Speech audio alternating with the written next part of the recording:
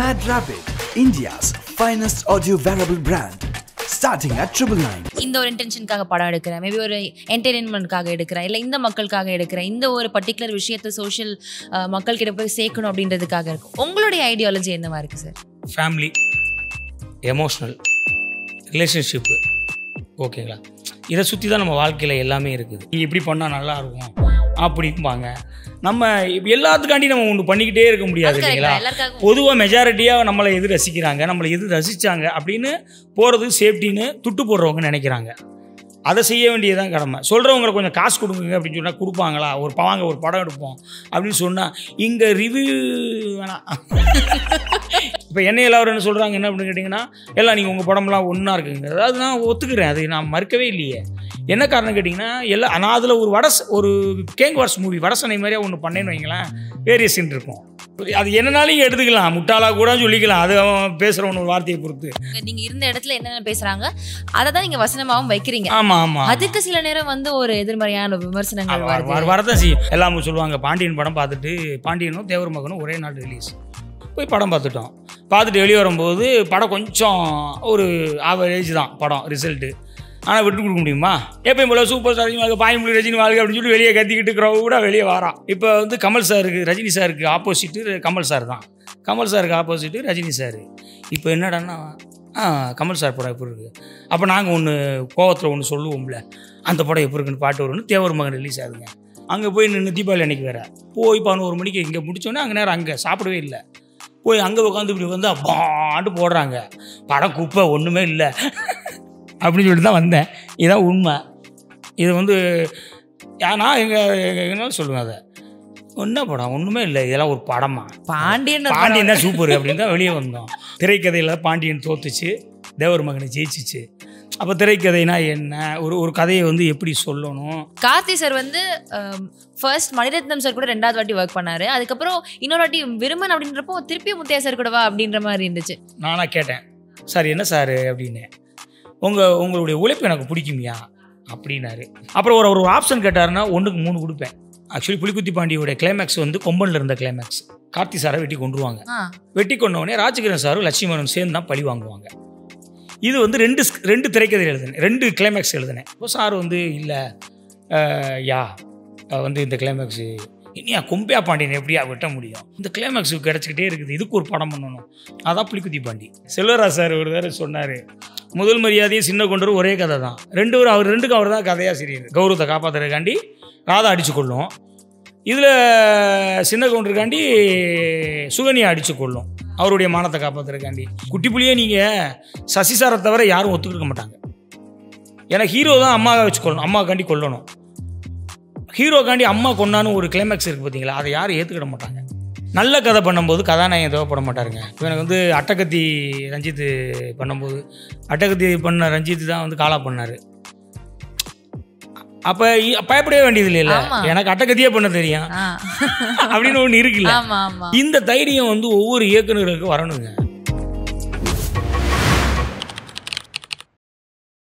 Muthiah sir அப்படின்னு எடுத்துக்கிட்டாலே நீங்கள் சொல்கிற மாதிரி, எப்பவுமே சொல்கிற மாதிரி மனம் சார்ந்த படங்கள் கொடுப்பீங்க.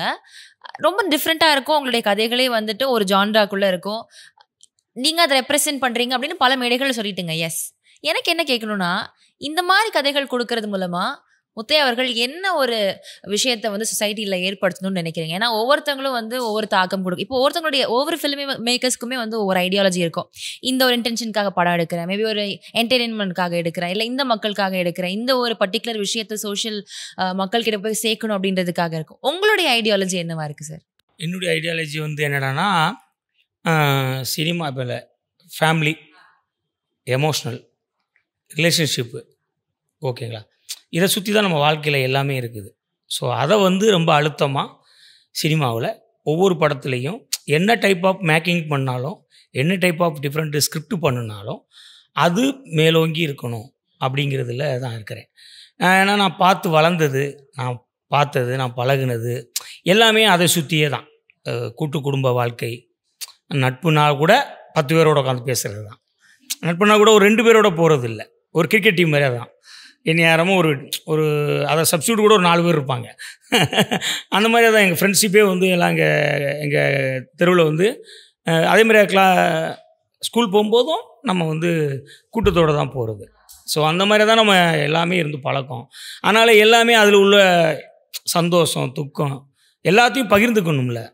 மனுஷ வாழ்க்கையே அதுதானே. ஸோ மனிதர்கள் எவ்வளோ சம்பாதிச்சாலும் இல்லை சம்பாதிக்கவே இல்லாமல் இருந்தாலும் சந்தோஷமாக இருக்கும்போது, கூட்டமாக இருக்கும்போது தான் இருக்குது. அது நீங்கள் திருவிழாவில் பார்க்கலாம். ஸோ அதே மாதிரியே நீங்கள் பலமாக இருக்குங்கிறத துஷ்டி வீட்டில் பார்க்கலாம். துஷ்டி மீன் வந்து தவறின வீடு, ஏதாச்சும் இலை விழுந்த வீடுன்னு வைங்களேன். அந்த வீட்டில் நீங்கள் அங்கேயும் பார்த்தீங்கன்னா நம்மளுக்கு ஒரு பலம் கிடைக்கும். நம்ம எதையே இழந்தால் கூட இத்தனை பேர் இருக்கிறாங்களே, அந்த கூட்டம் எப்பயுமே நம்மளுக்கு ஒரு பலத்தையும் ஒரு சந்தோஷத்தையும் ஒரு நிம்மதியும் கொடுக்கும். ஸோ மனிதர்கள் எல்லாருமே சேர்ந்து இருக்கணும், நல்லா இருக்கணும், பாசமாக இருக்கணும், அது பண்பாக இருக்கணும், சரியாக இருக்கணும். இதை சுற்றி தான் நான் வளர்ந்தேன், இதை சுற்றி தான் நான் எடுப்பேன். ஏன்னா எனக்கு என்னுடைய கண்டென்ட் அதுதான். ஸோ வந்து வந்தோம் சம்பாதிச்சோம் அப்படிங்கிறதெல்லாம் கிடையாது. ஏன்னா சம்பாதிக்கிறதெல்லாம் பெரிய விஷயமே இல்லை. சம்பாதிக்கிறது எங்கே பண்ணாலும் சம்பாதிக்கலாம். எங்கள் அப்பா ஒரு டீ கடை தான் வச்சுருக்காரு. ஓகேங்களா, ஸ்ரீவில்லிபுத்தூரில் ஒரு டீ கடை தான் வச்சுருக்காரு. ஆனால் இன்றைக்கி இப்போ இருக்குது, 50 வருஷமாக இருக்குது டீ கடை. அதை வச்சு இன்றைக்கி அவர் பேரில் ஒரு 5 கோடி ரூபாய் சொத்து இருக்குது. ஓகேங்களா. ஆமாம், அவர் டீ கடையிலேயே ஒரு 9 பேரை 7 ஆம்பளை கல்யாணம் பண்ணி கொடுத்து 2 பொம்பளை பிள்ளை கல்யாணம் பண்ணி கொடுத்து, இத்தனைக்கும் அவங்க வந்து படிக்காதவங்க தான். ஒரு 5ஆம் கிளாஸ் சராசரியாக படித்தா அவரது. ஸோ அதனால் காசுங்கிறது எங்கேனாலும் சம்பாதிக்கலாங்க, எப்போனாலும் சம்பாதிக்கலாம். ஆனால் நம்ம வந்த துறை இது வந்து லவ் பண்ணி வந்திருக்கோம். லவ் பண்ணவங்களை கைவிடக்கூடாது இல்லைங்களா. அது மாதிரி நம்ம எப்பயுமே அதில் தப்பாக எதுவும் பண்ணிடக்கூடாது அப்படிங்கிறதுல வந்து தெளிவாக இருப்பேன். அதில் வந்து ரிலேஷன்ஷிப் எப்பயுமே ஸ்ட்ராங்கு. எல்லாருமே அதான் ஹீரோவில் அடிக்கடி டைலாக்கே சொல்லுவேன், 4 பேரோடு இருக்கணும், 4 பேர்த்துக்காண்டி இருக்கணும் அப்படிங்கிற மாதிரியே தான். ஆனால் இப்போ இருக்கிற ஒரு சினிமா லைஃப்பில் வந்துட்டு இவங்க பண்ணுறது தான் வந்து ஒரு கமர்ஷியல் சக்ஸஸ் கொடுத்துட்டே இருக்குது அப்படின்றப்போ உங்களுக்கு அந்த ப்ரெஷர் வருதா, நீங்களும் அந்த மாதிரி கொஞ்சம் பண்ணணும் அப்படின்னு சொல்லிட்டு? இல்லை, அப்படிலாம் இல்லை. எல்லாம் வரதான் செய்யும். இப்போ என் வீட்டில் என் பொண்டாட்டி சும்மா இருக்க இருக்கா, நான் என் பேர் இன்னைக்கு வரையும் என் முன்னாடி சொல்லிக்கிட்டு இருக்கா, ஒரு வைவா சொன்னாத பேட்டியில் போய் என்ன நீங்கள் திட்டுறீங்க அப்படின்னு. அவன் அன்றைக்கி வரையும் நான் ஒரு கொத்தனார் கட்டி கல்யாணம் பண்ணி இருந்தால் சந்தோஷமாக இருந்திருப்பேங்க. யாருக்கு எதுங்க சந்தோஷம்? அவங்கவுங்க தேவைக்கு ஒன்று சொல்லுவாங்க. அவங்கவுங்க நம்மளை பார்க்குறது நீங்கள் இப்படி பண்ணால் நல்லாயிருக்கும் அப்படிம்பாங்க. நம்ம எல்லாத்துக்காண்டி நம்ம ஒன்று பண்ணிக்கிட்டே இருக்க முடியாது இல்லைங்களா. பொதுவாக மெஜாரிட்டியாக நம்மளை எது ரசிக்கிறாங்க, நம்மளை எது ரசித்தாங்க அப்படின்னு போகிறது சேஃப்டின்னு துட்டு போடுறவங்க நினைக்கிறாங்க. அதை செய்ய வேண்டியதான் கடமை. சொல்கிறவங்களை கொஞ்சம் காசு கொடுங்க அப்படின்னு சொன்னால் கொடுப்பாங்களா? ஒரு படம் எடுப்போம் அப்படின்னு சொன்னால் இங்கே ரிவ்யூ வேணாம், இங்கே கருத்து சொல்கிறதுக்கும் இது சொல்கிறதுக்கும் எல்லாருமே சொல்லலாங்க. ஏன்னா எல்லா ஒரு கையிலையும் இன்றைக்கி வந்து எல்லாத்துக்கும் படிச்சுட்டாங்க, எல்லாமே தெரிய ஆரம்பிச்சிருச்சு. முன்னாடி வந்து எனக்கு ஒன்றுமே தெரியாதுங்க. நான் வந்து என்ன சொல்கிறது, ரொம்ப இதாக சொல்லணும்னா ஓட்டு போடுறத வந்து கையில் குத்து வாங்கி போடுங்க அப்படின்னு நினச்சிக்கிட்டு இந்த மாதிரி ஒரு ஆள் தான். அது என்னன்னாலும் எடுத்துக்கலாம், முட்டாளா கூட சொல்லிக்கலாம், அது அவன் பேசுறவன் ஒரு வார்த்தையை பொறுத்து. ஓகேங்களா, பாவம் இவனு வெகுளியா இருக்குன்னு எடுத்துக்கலாம். அதாவது வெகுளின்னு சொல்லலாம், முட்டாளுன்னு சொல்லலாம். அது அவனுடைய குணாதிசயத்தை பொறுத்து தான் அந்த வார்த்தை வெளியே வர்றது. ஓகேங்களா, அவன் கொஞ்சம் புரிஞ்சுக்கிறதுனா இருந்தால் ஓ பாவம் அப்புறாணியில் இந்த கிராமத்தாங்க போகிற இப்படித்தான் போலுக்கு அப்படின்னு நினைக்கலாம். இவன் பார்த்தா என்ன இப்படி இருக்கிறான், முட்டாளாக இருப்பான் போலுக்கு, இடியட்டாக இருப்பான் போலுக்கு அப்படிம்பான். அது அவனுடைய பர்சனல் கேரக்டர்ஸை வச்சு தான் அதை நம்ம இட போட முடியும். இப்போ நான் சொல்லும்போது அதை எடுத்துக்கிறது அப்படி தான் எடுத்து போவாங்க. ஏங்க அவரும் ஓட்டு கூட போட சொல்லிட்டு இருக்காரு அப்படி கூட சொல்லுவாங்க. இருந்து வந்திருக்கீங்க அப்படி இல்லை, நம்மளுக்கு தெரியாதுல்ல, தெரிஞ்ச வேலையை செய்கிறது இல்லைங்க. ஒன்றும் இல்லை, குரு சிஷியனில் ஒரு சீன் வரும். ரஜினி ரசிகராக நம்ம ஒரு தேட்டரில் போய் உட்காந்து லாட்டரி டிக்கெட் எடுத்து வச்சுட்டு போய் உட்காந்துக்கிட்டு வாராரு தலைவர்னு உட்காந்துருக்கப்போ ஜவாலங்கடி கிரின்னு இப்படி ரஜினி சார் சுற்றுவார். ஒரு எவிடன்ஸு. ஓகேங்களா, உடனே வினிச்சுக்கிட்டு சார் பிடிங்கி படக்குன்னு போட்டு மென்று சாப்பிட்டுருவார். Evidence sir தின்னுட்டாரான். உடனே மறுபடியும் ஜவாலங்கடி கிரிம்பார். மறுபடியும் ஒன்று வரும். உடனே டகாரம் கொடுப்பாரு, நீ தின்னுட்டே ராஜா, நான் கொடுத்துக்கிட்டே இருக்கேன் அப்படிம்பாரு. தேட்டரில் எல்லாம் ஹோல் தேட்டர் சிரிக்குது. இது வந்து எடிட்டிங் டூல், ஃப்ரேம் அட்ஜஸ்ட்மெண்ட்டுங்கிறது எனக்கு இங்கே வந்ததுக்கப்புறம் தான் தெரியும்.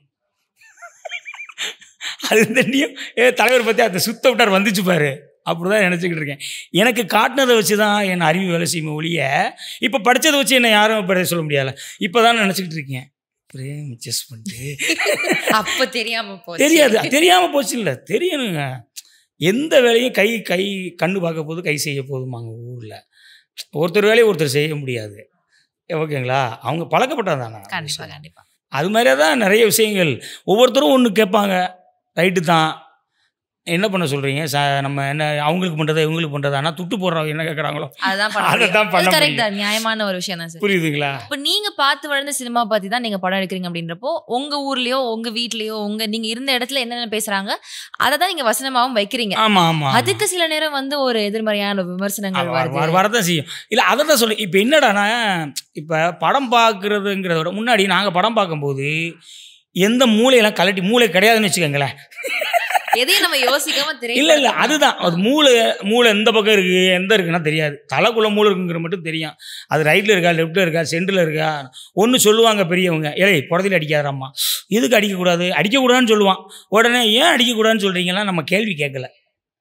கேட்டிருந்த முன்னாடி அங்கே தாண்டா மூளை இருக்குன்னு ஒருத்தன் சொல்லியிருக்கலாம். இல்லை அவங்க கூட சொல்லியிருக்கலாம், டே இப்படி தாண்டா சொல்லியிருக்காங்க எனக்கும் தெரியாதுடா அப்படின்னு கூட இருக்கலாம். அதனால கேட்கல. ஸோ வந்து என்னடாண்ணா அது மாதிரியே தான் நம்ம படம் பார்க்க போனோம், அவ்வளோதான். படம் மட்டுமே பார்க்க போனோம். ரஜினி சாரை பார்த்தோம், பிடிச்சவர் நடிக்கிறாரு, அவ்வளோதான். அது சரியாக தப்பெல்லாம் தெரியாது. எல்லாமே சொல்லுவாங்க பாண்டியன் படம் பார்த்துட்டு, பாண்டியனும் தேவர் மகனும் ஒரே நாள் ரிலீஸ், 7 மணிக்கு தீபாவளி அன்னைக்கு 7 மணிக்கு போய் அங்கே ரஜினி ரசிகர்னால போய் ரசிகர் ஷோ காலையில் 7 மணிக்கு இப்போ சாந்தி தேட்டர்னு ராஜபாளையத்தில் போய் படம் பார்த்துட்டோம். பார்த்துட்டு வெளியே வரும்போது படம் கொஞ்சம் ஒரு ஆவரேஜ் தான் படம் ரிசல்ட்டு. ஆனால் விட்டு கொடுக்க முடியுமா?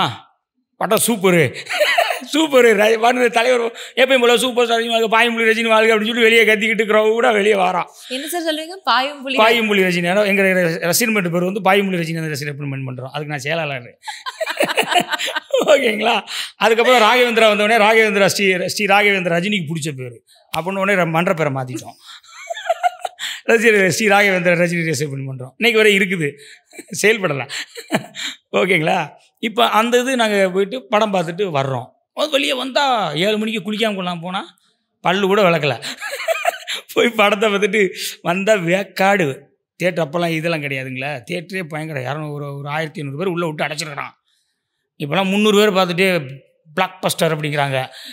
1500 பேர் ஒரே ஷோ, 5 ஷோ உள்ளே விட்டு டிக்கெட்டு கொடுத்தா போதும் போவான். என்ன சொல்லுவானா, வெளியே நின்று எட்டி பார்த்துட்டே படம் பார்த்துட்டு வந்தான்டா சூப்பர் விட்டுட்டு வருவான். ஏங்க சினிமாவில் அப்படி அது வேறு மாதிரியாக கொண்டாடி இருக்கும். அது நிறைய பேர் இங்கே பார்க்கும்போது நம்மளுக்கு பார்க்கும்போதுனா சரி ஓகே சைலண்டாக இருந்துக்கிறது, ஏதோ அவங்க ஒரு என்ஜாய்மெண்ட்டு செய்கிறாங்கன்னு. ஓகேங்களா? அப்படி பாட்டு வெளியே வர்றோம். வெளியே வரும்போது ஒரே கணக்கு. இப்போ வந்து நம்ம படம் ஆவரேஜ் நம்ம மனசுக்கு தெரியும். இப்போ வந்து கமல் சாருக்கு ரஜினி சாருக்கு ஆப்போசிட்டு கமல் சார் தான், கமல் சாருக்கு ஆப்போசிட்டு ரஜினி சார். இப்போ என்னடான்னா கமல் சார் படம் எப்படி இருக்குது, அப்போ நாங்கள் ஒன்று கோவத்தில் ஒன்று சொல்லுவோம்ல, அந்த படம் எப்படி இருக்குன்னு பாட்டு வரும்னு தேவர் மகன் ரிலீஸ் ஆகுதுங்க. ஓகேங்களா? எதுக்கு சொல்ல வரேன்னா, எனக்கு இவங்க சொல்கிறாங்களா தேவர் இவர் கம்யூனிட்டி அப்படின்னா, எனக்கு அந்த படம் ரிலீஸ் ஆகும்போது அது தெரியவே தெரியாது. எனக்கு ரஜினி சாரை மட்டும்தான் தெரியும், அதெல்லாம் தெரியாது. எனக்கு ரஜினி சாரை பிடிக்கும், கமல் சாரை வந்து ரஜினி சாரை பிடிக்கிறதுனால கமல் சார் எதிரிங்கிறது தான் கான்செப்ட்டு. இன்றைக்கி Rajini sir Ajith sir Vijay sir மாதிரியா. ஓகேங்களா? இப்போ போகிறோம் படம் பார்க்க போகிறோம், செம்ம கூட்டம். அங்கேயும் அங்கே போய் நின்று தீபாவளி அன்றைக்கி வேறு போய் 11 மணிக்கு இங்கே முடித்தோன்னே அங்கே நேரம் அங்கே சாப்பிடவே இல்லை. போய் அங்கே உட்காந்து இப்படி வந்து பாண்டு போடுறாங்க, படம் குப்பை ஒன்றுமே இல்லை அப்படின்னு சொல்லிட்டு தான் வந்தேன். இதுதான் உண்மை. இது வந்து ஏன்னா எங்கனாலும் சொல்லுவேன், அதை என்ன படம் ஒன்றுமே இல்லை, இதெல்லாம் ஒரு படமா, பாண்டியன் தான் சூப்பர் அப்படின்னு தான் வெளியே வந்தோம். ஒன்றுமே இல்லைன்ட்டு அதுக்கப்புறம் இங்கே வந்ததுக்கப்புறம் தான் தெரியுது திரைக்கதையில் பாண்டியன் தோத்துச்சு, தேவர் மகனை ஜெயிச்சிச்சு. அப்போ திரைக்கதைனா என்ன, ஒரு கதையை வந்து எப்படி சொல்லணும், அதை எப்படி எடுக்கணும், யாரை போடணும் அப்படிங்கிறது. ஒரு கேரக்டர்ஸன் கிடச்சிட்டா மட்டும் போதாது, அதுக்கு தகுந்த அந்த கேரக்டர்ஸன் கிடச்சதுக்கு அதுக்குரிய ஆள் கிடைக்கணும். அந்த ஆள் வந்து அந்த கேரக்டரை 50% நம்ம உருவாக்குறோம்னா 50% அவங்க கொண்டுட்டு போவாங்க. அவங்களுடைய லுக்கு, பெர்ஃபார்மன்ஸு, பாடி லாங்குவேஜில் அதை கொண்டு போய் முழுமைப்படுத்துவாங்க அப்படிங்கிற ஒரு விஷயம். இது எல்லாமே கிடச்சிச்சு. இப்போ நீங்கள் பாண்டியன் படம் பிடிக்குங்கிறது ரஜினி சாரை பிடிக்குங்கிறக்காண்டி, தேவர் மகனை பிடிக்குங்கிறது தொழில் ரீதியாக. ஸோ இந்த தொழில் நம்ம இங்கே வந்துக்கிட்டு தான் கற்றுக்கிட்டோம். ஸோ இங்கே எல்லா பேரும் ஒவ்வொன்றும் சொல்கிறாங்க. நம்மளுக்கு ஆசை தான், எல்லா விதமான படம் பண்ண ஆசை தான். ஓகேங்களா? 2வது கதையே வந்து நான் மாற்றணும் தான் நினச்சேன். குட்டிப்புலி முடிச்சுட்டு தந்தை சொல்மிக்க மந்திரம் இல்லைன்னு ஒரு கதை வச்சுருந்தேன். அந்த டைட்டில் வந்துருச்சு, அதனால தான் தைரியமாக சொல்கிறேன். அது வந்துருச்சு. நான் அதை ஆக்சுவலாக அதை தான் பண்ணணும்னு ஆசைப்பட்டேன். அதை வந்து அப்போ ஒர்க் அவுட் ஆகலை மீன் அவன் இது கேட்கல. அதில் அப்பா கேரக்டருக்கு அதிகமாக இருக்குது போர்ஷன். தந்தை சொல்மிக்கு மந்திரமில்லை தான் டைட்டிலேயே, அது அப்பாவுக்குரிய கதை. அப்பா பெருசாக இருக்குது, ஹீரோவுக்கு கம்மியாக இருக்குது அப்படின்னு சொல்லிட்டாங்க. சரி ஓகே அப்படின்னு சொல்லிட்டு இதை வந்து நம்ம என்றைக்கு கொண்டுட்டு போகிற காலம் கிடைக்குதோ அன்னைக்கு பண்ணிக்கலாம் அப்படின்னா, இன்றைக்கி வரையே அப்படி ஒரு என்னென்னா, இப்போ ஹீரோவுக்கு பண்ணும்போது பிஸ்னஸ் இல்லை. இப்போ சும்மா ஒரு எக்ஸாம்பிள் சொன்னால், ஒரு அர்ஜுன் சார், ஒரு கௌதம் கார்த்திகே, ஒரு குஷ்பு மேம், இதான் காம்பினேஷன் வச்சுக்கோங்களேன். ஓகேங்களா? இப்போ கௌதம் கார்த்திகை போட்டு எடுக்கணும், அவர் பிரதரை போட்டு எடுக்கணும்னா பட்ஜெட் இல்லை. இப்போ இந்த கதை எப்படி வரும்? சரி, இதை போட்டு குறைச்சி எடுக்கலாம் தான் அந்த கான்செப்ட், அந்த நம்ம சொல்ல வர்ற கண்டென்ட் நிற்காது. இப்போ இதுக்கு வந்து ஒரு டீசெண்டான யூத்தாக ஒரு கேரக்டர் லுக்காக இன்றைக்குள்ள ஒரு யங் ஹீரோ ஒன்று வேணும். இது ஒரு விட ஒரு பொறுப்பாக ஒரு ஆள் வேணும். யாரானா நாட்டுக்காண்டியே 100 படம் நடித்த அர்ஜுன் சார், தேசிய கொடியை கையில் குத்திருக்காரு, அவர் வேணும். இப்படின்னு நம்ம தேர்ந்தெடுத்து வைக்கும்போது அவருக்கு சம்பளம் ஜாஸ்தி, இவருக்கு சம்பளம், டோட்டலாக பிஸ்னஸ் வந்தாகுது அப்படிங்கிறது. இப்படி நிறைய இயக்குனர்கள் உதவி இயக்குனர்கள் புறக்கணிக்கப்படுறாங்க, ஸ்கிரிப்டுகள் வெளியே வர முடிக்குது. இதுதான் உண்மை. இது எல்லா இடத்துலையும் நடக்குது, இந்த சினிமான்னு இல்லை. தமிழ்நாட்டில் மட்டும்தான் இது நடக்குது அப்படின்னு கேட்டால் அப்படி கிடையாது. எல்லா ஊர்லேயும் இந்த மாதிரி பிரச்சனைகள் இருக்கு. ஊத்து தண்ணி இருக்கு தான் செய்யற மாதிரி அந்த உள்ளுடி பிரச்சனை இருக்கு தான் செய்யுது. அது ஒன்றுமே பண்ண முடியாது. கார்த்தி சார் வந்து ஃபர்ஸ்ட் மணிரத்னம் சார் கூட 2வது வாட்டி ஒர்க் பண்ணாரு. அதுக்கப்புறம் இன்னொரு வாட்டி விருமன் அப்படின்றப்போ திருப்பி முத்தையா சார் கூட வா அப்படின்ற மாதிரி இருந்துச்சு. அவர் யூஸ்வலாக ஹி டசன்ட் ப்ரிஃபர் ஒரே டைரக்டர் கூட திருப்பி ஒர்க் பண்ணுறதில்ல. ஆமாம். ஸோ அந்த விஷயம் எப்படி நடந்துச்சு? எப்படி அவங்க கூட ஒர்க் பண்ணணும் திருப்பியும் ஒரு படம் அப்படின்ற ஒரு இல்லை, அது வந்து இப்போ கார்த்தி சார் என்னடானா அப்படி கூப்பிட்டது காரணம் ரெண்டு விஷயம். ஓகே. நான் வந்து சினிமாவை தவிர எனக்கு எதுவும் தெரியாது அப்படிங்கிறது அவர் ஃபஸ்ட்டு என்ன சொன்னது. நானாக கேட்டேன், சார் என்ன சார் அப்படின்னு, உங்களுடைய உழைப்பு எனக்கு பிடிக்குமியா அப்படின்னாரு. இதை நானே சொல்லக்கூடாது இல்லையா, நீங்கள் கேட்டதுனால நான் சொல்கிறேன். நீங்கள் வந்து எனக்கு அது உண்மை தான். அது நான் வந்து அது நம்மளுக்கு அது எல்லாருமே சொல்கிறது தான். நான் வந்து இதை தவிர எனக்கு வேறு எதுவும் தெரியாது. அப்புறம் ஒரு ஆப்ஷன் கேட்டாருன்னா 1க்கு 3 கொடுப்பேன். அவர் ஒரு ஆப்ஷன் கேட்குறாரு அப்படின்னா அவருக்கு பிடிச்ச மாதிரியா 1, எனக்கு பிடிச்சது மாதிரியா 1, 2 கலந்து 1, ஏன் இது அவர் இது சேர்ந்து வர மாதிரியா 1. இப்படி அவர் ஏதாச்சும் ஒரு இடத்துல எனக்கு இந்த இடத்துல கொஞ்சம் இதாக இருக்குது, இது எனக்கு கொஞ்சம் பத்தலை, இல்லை இந்த இடத்துல இது கொஞ்சம் எனக்கு இன்னும் தேவைப்படுது அப்படின்னா அது ஏதோ கேட்கும்போது நான் டப்புன்னு ஆப்ஷன் கொடுப்பேன். அது ஒன்று. அது நான் வந்து ஏன்னா நடிக்கிறது அவர் தான், அவரை முதல்ல திருப்திப்படுத்தணும் இல்லைங்களா. அவர் பிடிச்சாதான் இது. அதை அவர் தெளிவாக சொல்லுவார், ஐயா எனக்கு பிடிக்கும் நீயா அப்படிம்பார். அவர் என்ன பிடிச்சிருக்க போய் தான் அவர் கொடுத்தார். அதுதான் உண்மை. சார் வந்து படம் தாண்டி, அதாவது கதை திரைக்கதை அந்த சினிமா தாண்டி பிஸ்னஸ் தாண்டி எல்லாமே இருக்குது. அதில் ஒரு பர்சனலாக ஒரு சின்ன ஒரு அன்பு இருக்குது, ஒரு அன்பு இருக்குது. அதுதான் உண்மை. அன்பு அதுக்காண்டி மற்றவங்ககிட்ட இல்லாமல் இல்லைன்னு இல்லை, இது கொஞ்சம் எக்ஸ்ட்ராவா இருக்கு. இது எக்ஸ்ட்ரா போனஸ். முத்தையா அவர்களுடைய ஓட்டம் எதை நோக்கி இருக்கு சினிமா பயணத்தில்? இல்லை, அடுத்து வந்து இப்போ கொரோனா வந்தது போக ஒரு நிறைய நல்ல பெரிய கதைகள் பண்ணேன். ஆனால் கொரோனா முடிஞ்சதுக்கப்புறம் புலிக்குத்தி பாண்டி தாங்க நான் நினச்ச மாதிரி ஒரு படம் பண்ணேன். ஒரு ஆக்சுவலி புலிக்குத்தி பாண்டியோட கிளைமேக்ஸ் வந்து கொம்பனில் இருந்த கிளைமேக்ஸ். ஓகே. கார்த்தி சாரை வெட்டி கொண்டுருவாங்க. வெட்டி கொண்டவுடனே ராஜகிரண் சாரும் லட்சுமணனும் சேர்ந்து தான் பழி வாங்குவாங்க. இது வந்து 2 திரைக்கதை எழுதினேன், 2 கிளைமேக்ஸ் எழுதினேன். ஏன்னா கண்டிப்பாக இந்த ஒரு திரைக்கதை இப்போ குட்டி புலியே நீங்கள் சசிசாரை தவிர யாரும் ஒத்துக்கிட்டு மாட்டாங்க. ஏன்னா ஹீரோ தான் அம்மாவை வச்சு கொள்ளணும், அம்மாக்காண்டி கொல்லணும். ஹீரோக்காண்டி அம்மா கொண்டான்னு ஒரு கிளைமேக்ஸ் இருக்குது பார்த்தீங்களா, அதை யாரும் ஏற்றுக்கிட மாட்டாங்க. ஏங்க ஒரு பொம்பளை காப்பாற்றுதா என்ன அப்படின்னு ஒரு தாட்டு ஒன்று இருக்கும். அப்புறம் அம்மா பிள்ளையை காப்பாற்று அப்படி அது ஒரு இயக்குனர்னால சசி சார் வந்து அது எனக்கு அவர் ஒத்துக்கிட்டார். அவரை தவிர வேறு யாரும் கண்டிப்பாக ஒத்துருப்பாங்களான்னு எனக்கு கொஸ்டின் மார்க்கு. ப்ரொடியூசர்ஸ் நிறைய பேர் அதை லைக் பண்ணியிருப்பாங்க, ஆனால் ஹீரோஸாக இருக்கிறவங்க அதை யோசிப்பாங்கன்னா சசி சார் ஏன் பண்ணார்னா பேசிக்காக ஒரு டேரக்டர் அப்படின்னால அவர் சார் எப்பயுமே எல்லாத்துக்கும் ஸ்கோப் கொடுக்கணும்னு பார்ப்பார். அவர் எல்லோரும் கொடுக்குறதுனாலும் அப்படிங்கிறப்போ ஸோ இந்த கிளைமேக்ஸ் நான் சார்ட்ட சொன்னப்போ 2 கிளைமேக்ஸ் சொன்னப்போ இந்த கிளைமேக்ஸ் சொன்னப்போ சார் வந்து இல்லை யா வந்து இந்த கிளைமேக்ஸு இனியா கொம்பையா பாண்டியன் எப்படியா வெட்ட முடியும், எப்படியா கொம்பையா பாண்டியன் அப்படின்னாரு. நான் சொன்னேன் சார் மிகப்பெரிய சாம்ராஜ்யம், மிகப்பெரிய வீரர்கள் எல்லாத்தையும் துரோகமும் நம்பிக்கையின்மையும் தான் இது வெடிக்க வச்சிரும். போட்டு எவ்வளோ பெரிய வீரர்கள் துரோகத்தால் தான் தோற்றுருக்கிறான். சாம்ராஜ்யம் இதுதான் உலக சரித்திரம். நாளைக்கு யாரை வீழ்த்தினாலும் கூட இருக்கவன் தான் கூட இருக்க நினச்சானா பலி போயிடும், ஆளை போட்டுடலாம். கூட இருந்துக்கிட்டு பழி போடலாம். ஸோ இது வந்து உலகத்துடைய மிகப்பெரிய நியதி சார், இயற்கை நியதி சார்.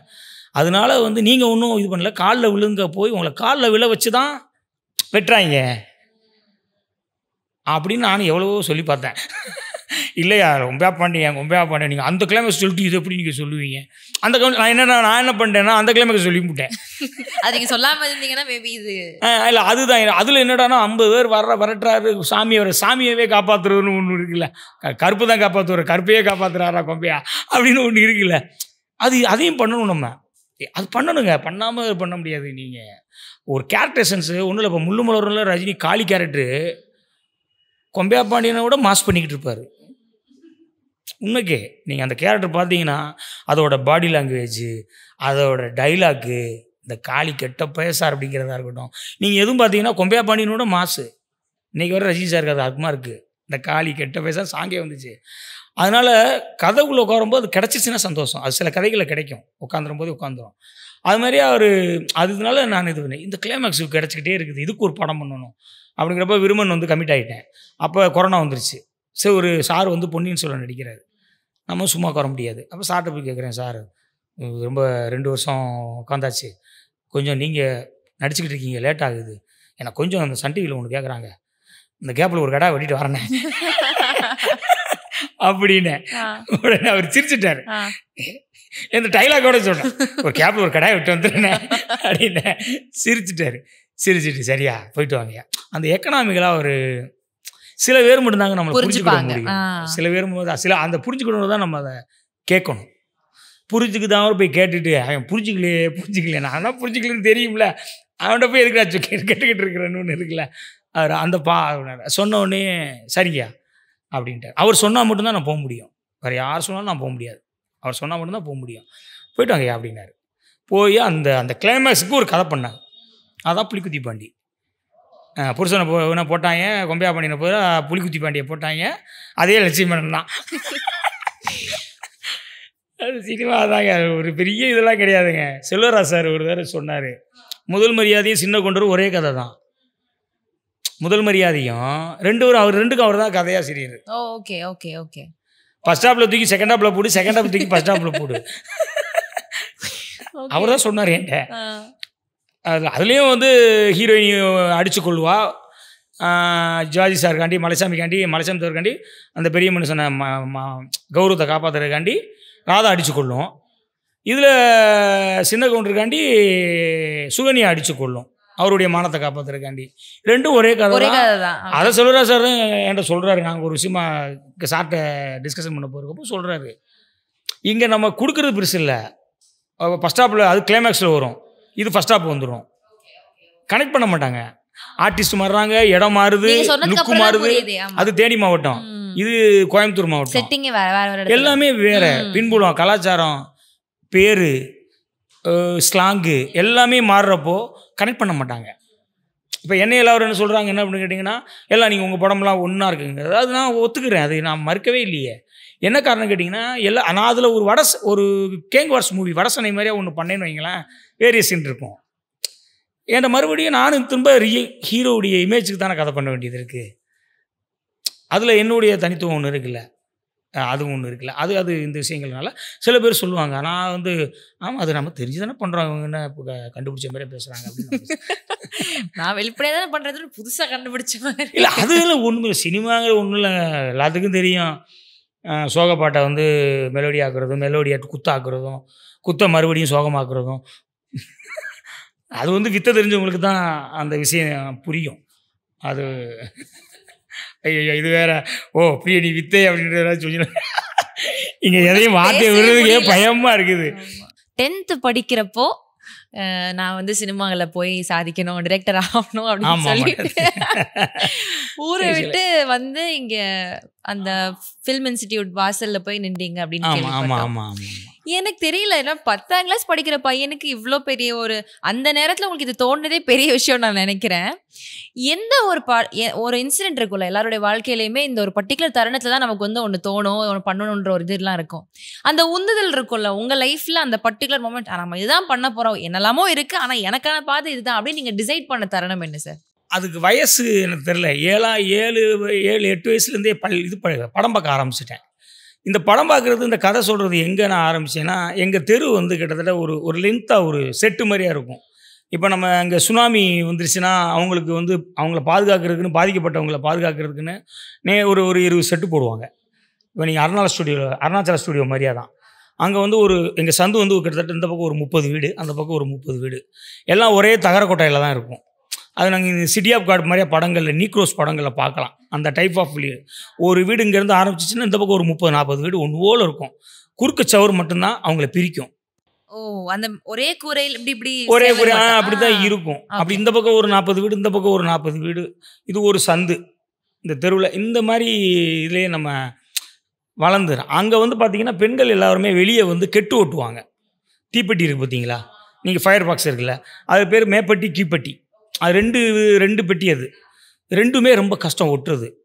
அந்த கெட்டு ஓட்டும் போது பார்த்தீங்கன்னா இந்த சைடில் அந்த வீடு காலையில் புருஷனை வேலைக்கு அனுப்பிட்டு பூரா எல்லாருமே வந்து அச்சாவிஸில் வேலை பார்க்குறது, கொத்தனாருங்க, இந்த மாதிரி தான் வேலை பார்ப்பாங்க.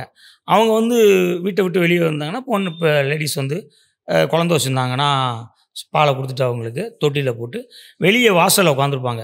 இந்த வாசலில் உட்காந்துருந்தால் 30 வீட்டு வாசலையும் 30 பெண்கள், எதிர்த்த வீட்டில் 30 பெண்கள் எல்லாம் அங்கே உட்காந்துருப்பாங்க. இங்கே உட்காந்து யாராச்சும் அங்கங்கே கதை சொல்லிக்கிட்டு இருப்பாங்க.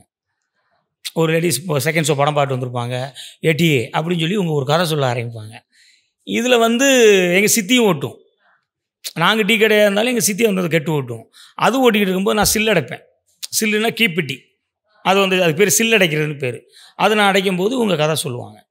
ஸோ இந்த இவங்க சொல்கிற கதை இருக்குல்ல, அவங்க டீ நம்பியார் வர்ற போய் எம்ஜிஆரை விடவே மாட்டேன்ட்டார், டீ விடுவாரா தலைவர் அப்படி இவங்களா ஒன்று பேசுவாங்க இல்லைங்களா. அது பரிச்சயமானதே எம்ஜிஆர் நம்பியாருங்கிறது தான் முதல் பரிச்சயமானது. அதுக்கப்புறம் சிவாஜி சாருடைய நடிப்பு படம் பாசமலர் அவர் நடித்தா அப்படின்னு இவங்க பேச்சு இதை பார்த்தே வளர்ந்து அதுக்கப்புறம் நானும் படம் பார்க்க எங்கள் சித்தி கூப்பிட்டு போயிடுவாங்க, எங்கள் அம்மாவும் கூப்பிட்டு போயிடும். அவங்க எல்லாமே செகண்ட் ஷோ தான் பார்ப்பாங்க. ஏன்னா காலையில் எல்லா வேலையும் முடிச்சுட்டு 11 மணிக்கு 10:30க்கு தான் தேட்டரில் படம் போடுவாங்க.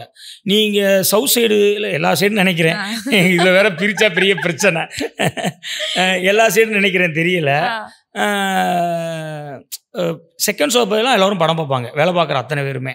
ஏன்னா காலைல வேலைக்கு போனானுங்கன்னா அச்சாவிஸில் வேலை பார்க்குறவங்க, கொத்தனாருங்க எல்லாருமே வந்து 6-7 மணி ஆயிரும். சம்பளத்தை வாங்கிட்டு 8 மணிக்கு வந்ததுக்கப்புறம் வீட்டில் சாப்பிட்டுட்டு 9 10 மணி ஆட்டம். இரவு தான் பயங்கர கூட்டமாக இருக்கும். அப்புறம் இன்னொன்று, சினிமா முன்னாடி 2 காட்சி தான், 3 மணிக்கு ஒரு காட்சி, 6 மணிக்கு ஒரு காட்சி, 2 ஷோ தான் ரெகுலராகவே இருந்துச்சு பழைய படங்கள் ரிலீஸ் ஆகிறப்போ. ஸோ அந்த மாதிரியே இருக்கிறப்போ எல்லாம் செகண்ட் ஷோ கூப்பிட்டு போயிடுவாங்க. நம்ம செகண்ட் ஷோ படம் பார்க்க அப்போ போனது. அதுக்கப்புறம் நான் வேறு தெரிஞ்சதுக்கப்புறம் செகண்ட் ஷோ படம் பார்க்கலன்னு வச்சிங்களேன், அப்போ அடிப்பார். அதனால் வந்து அப்போ படம் பார்க்க போய் அவங்க பேசுகிறது, அவங்களுடைய அவங்க அப்படியே அவங்க சொல்கிற கதை சூப்பராக இருக்கும். அவங்க அந்த ஏத்தரக்குமா ஏட்டி அப்படின்னு அவங்க வாய்ஸில் வர்றப்போ பயங்கர மூதாக அவங்க பார்த்ததை உங்களுக்கு வந்து அவங்க எக்ஸ்பிளைன் பண்ணுவாங்க. ஆமாம், இப்போ அவங்க ஒரு கேரக்டரை இப்போ நம்பியாரை பார்த்து நம்பியார் என்னம்மா பேசினார் மிமிக்ரி பண்ணி அந்த பெர்ஃபார்மன்ஸை அவங்க கொடுக்கப்போ, ஓ கதை இப்படி தான் சொல்லணும் போலுக்கு அப்படின்னு எல்லாரும். இப்போ நான் கதை நல்லா சொல்லுவேன், எனக்கு கதை கேட்டிங்கன்னா நான் உங்களுக்கு ஒரு படம் காட்டிடுவேன். எனக்கு கதை சொல்கிறேன். இது எல்லாமே நான் வந்து அந்த ஏழப்பட்ட ஜனங்கிட்ட கற்றுக்கிட்டது தான். அந்த ஆசையும் எனக்கு அங்கிருந்து தான் வந்துச்சு. ஓகே. ஸோ அவங்களுடைய உழைப்பு, அவங்களுக்கு வந்து அந்த கெட்டு வந்து பார்த்தீங்கன்னா குறுக்கு ஒடிஞ்சு போயிடும். நம்ம 1 hour உட்கார்றதுக்கே இப்படி அப்படின்னு சொல்கிறோம் இல்லையா.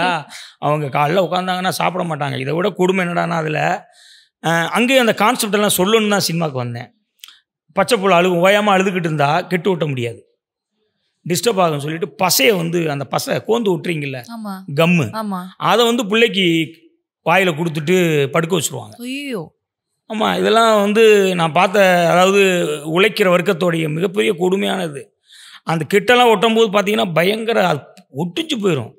இதெல்லாம் மீறி திடீர்னு மழை வந்துருச்சுன்னு வச்சுக்கோங்க, பெட்டி காயாது, காசு கொடுக்க மாட்டான். கரெக்டாக போய் காலையில் 6 மணிக்கு அளக்கணும். அது கொம்பலில் நான் வச்சுருப்பேன்.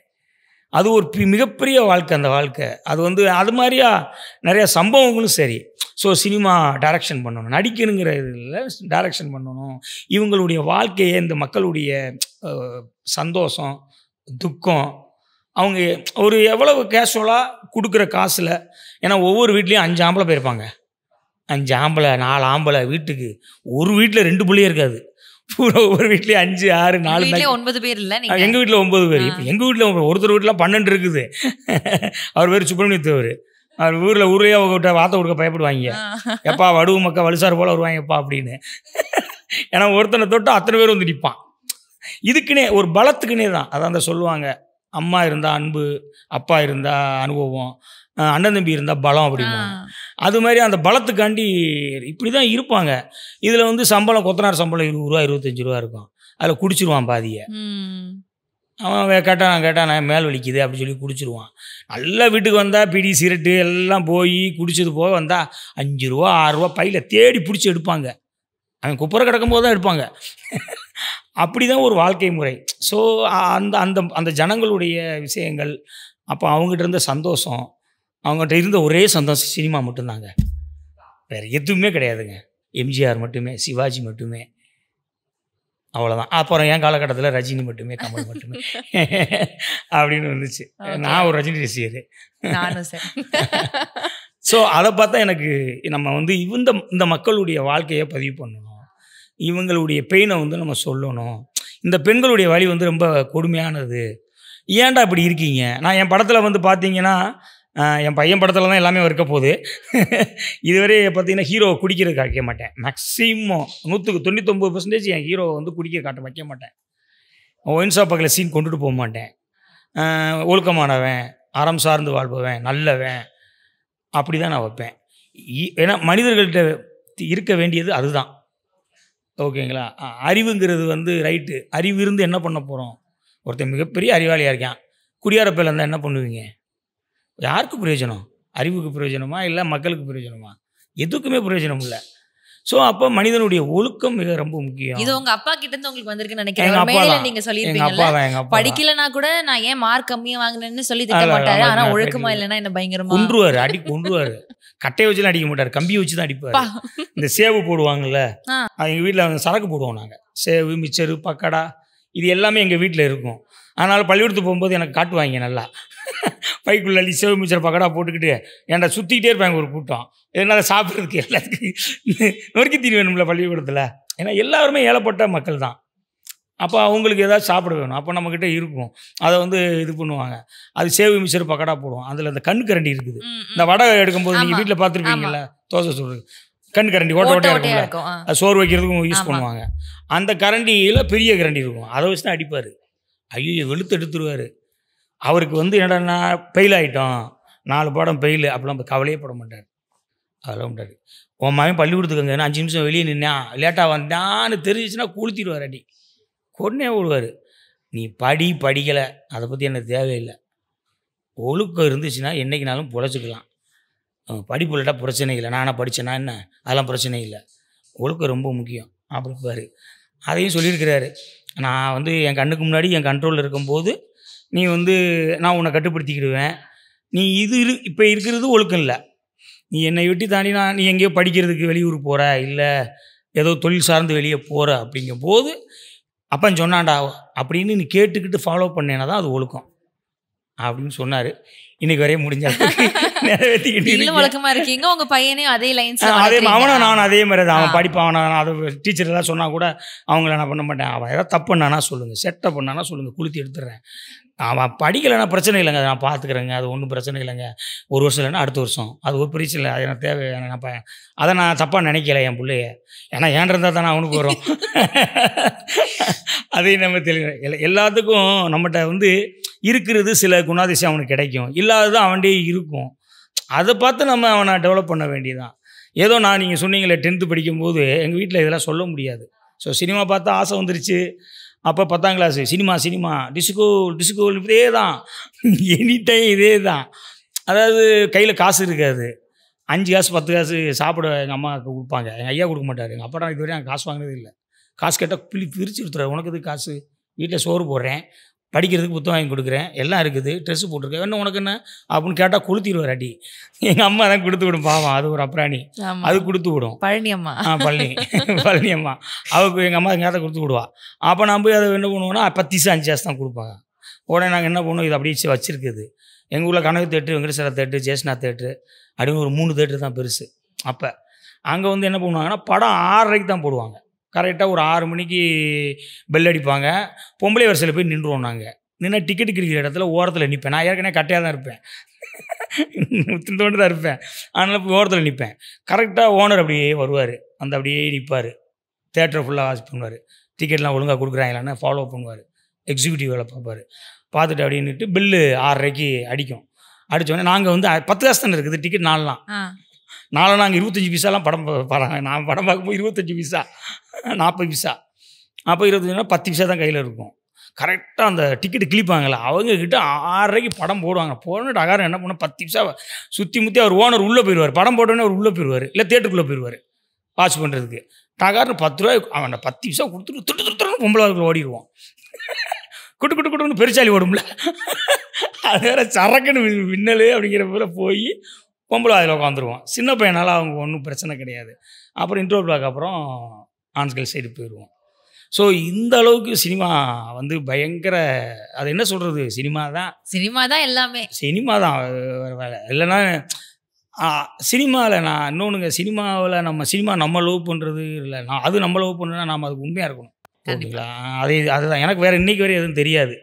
வீடு இந்த பிரதர்கிட்ட விட சொன்னேன், வீடை விட்டு ஆஃபீஸே 20 பில்டிங் தள்ளி தான் போட்டிருக்கேன். அங்கே வந்து உட்காருவேன். ஒரு டீ கடை இருக்குது, அங்கே போய் டாப் அடிப்பேன். ஒரு 1 hour 2 hour 2 டீ போடுவேன். போட்டு அதுக்கப்புறம் வீட்டுக்கு போயிடுவேன். படம் இன்றைக்கி வரையும் அதான் ஃபாலோ பண்ணிக்கிட்டு இருக்கேன். சின்ன வயசில் சினிமா மேலே எவ்வளோ லவ் இருந்துச்சோ அதை விட இன்றைக்கி டபுள் மடங்கு தான் இருக்கு.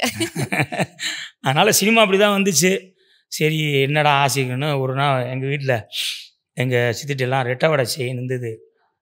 செயினெல்லாம் வாங்கி வச்சுக்கிட்டு போட்டு பார்க்குறேன் அப்படின்னு சொல்லி வாங்கி வச்சுக்கிட்டு எல்லாத்தையும் எடுத்து வச்சுக்கிட்டு டீ கடையில் உட்காந்து காசு எடுத்துக்கிட்டு டெய்லி நான் தான் டீ கடையில் இருப்பேன். கிளாஸ் கிளப் போவேன், டீ எடுக்க போவேன். அப்போ எங்கள் அப்பா என்ன தான் ஃபுல்லாக கல்லையில் நான் தான் எல்லாம் பார்சல்ஸ் எங்கள் இடம் பயங்கர க்ரௌடாக இருக்கும்.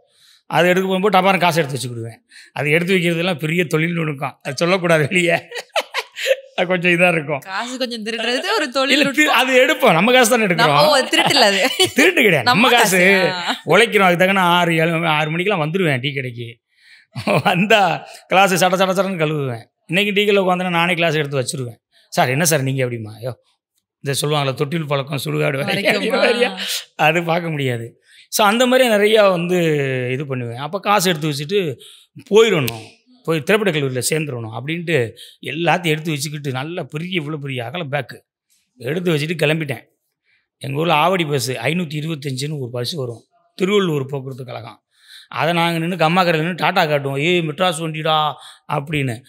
அதில் ஏறிட்டேன். ஏறி வந்து இங்கே இறங்கியாச்சு சைதாப்பேட்டை பாலத்துக்கு கீழே. இறங்குனா ஒன்றும் தெரில.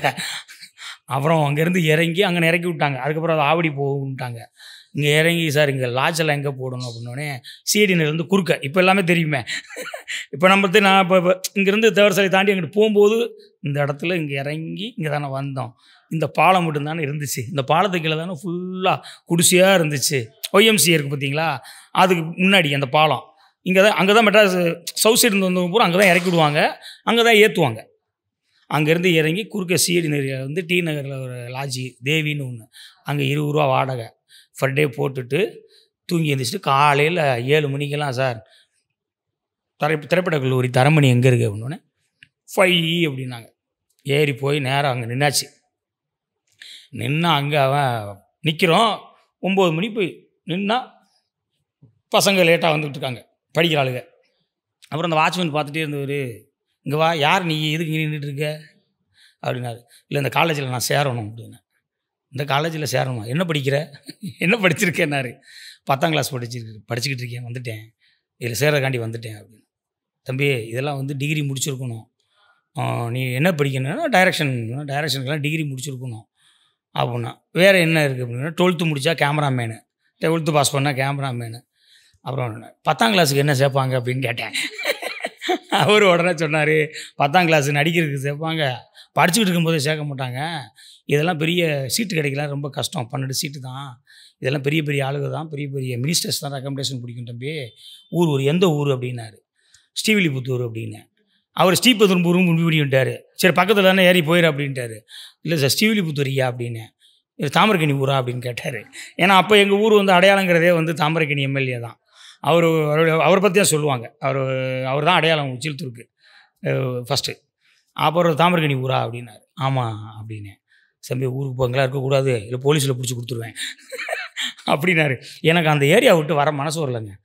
எப்படியாச்சும் சேர முடியாதா, அப்படின்னு சொல்லிட்டு அப்புறம் என்ன பண்ணுறது. இப்போ தான் 234 தொகுதியிலையும் விஷுவல் கம்யூனிகேஷன்ஸ் இருக்குதே, கையில் செல்ஃபோன் இருக்குதே, இந்த மாதிரி யாருனாலும் படம் எடுக்கலாமே.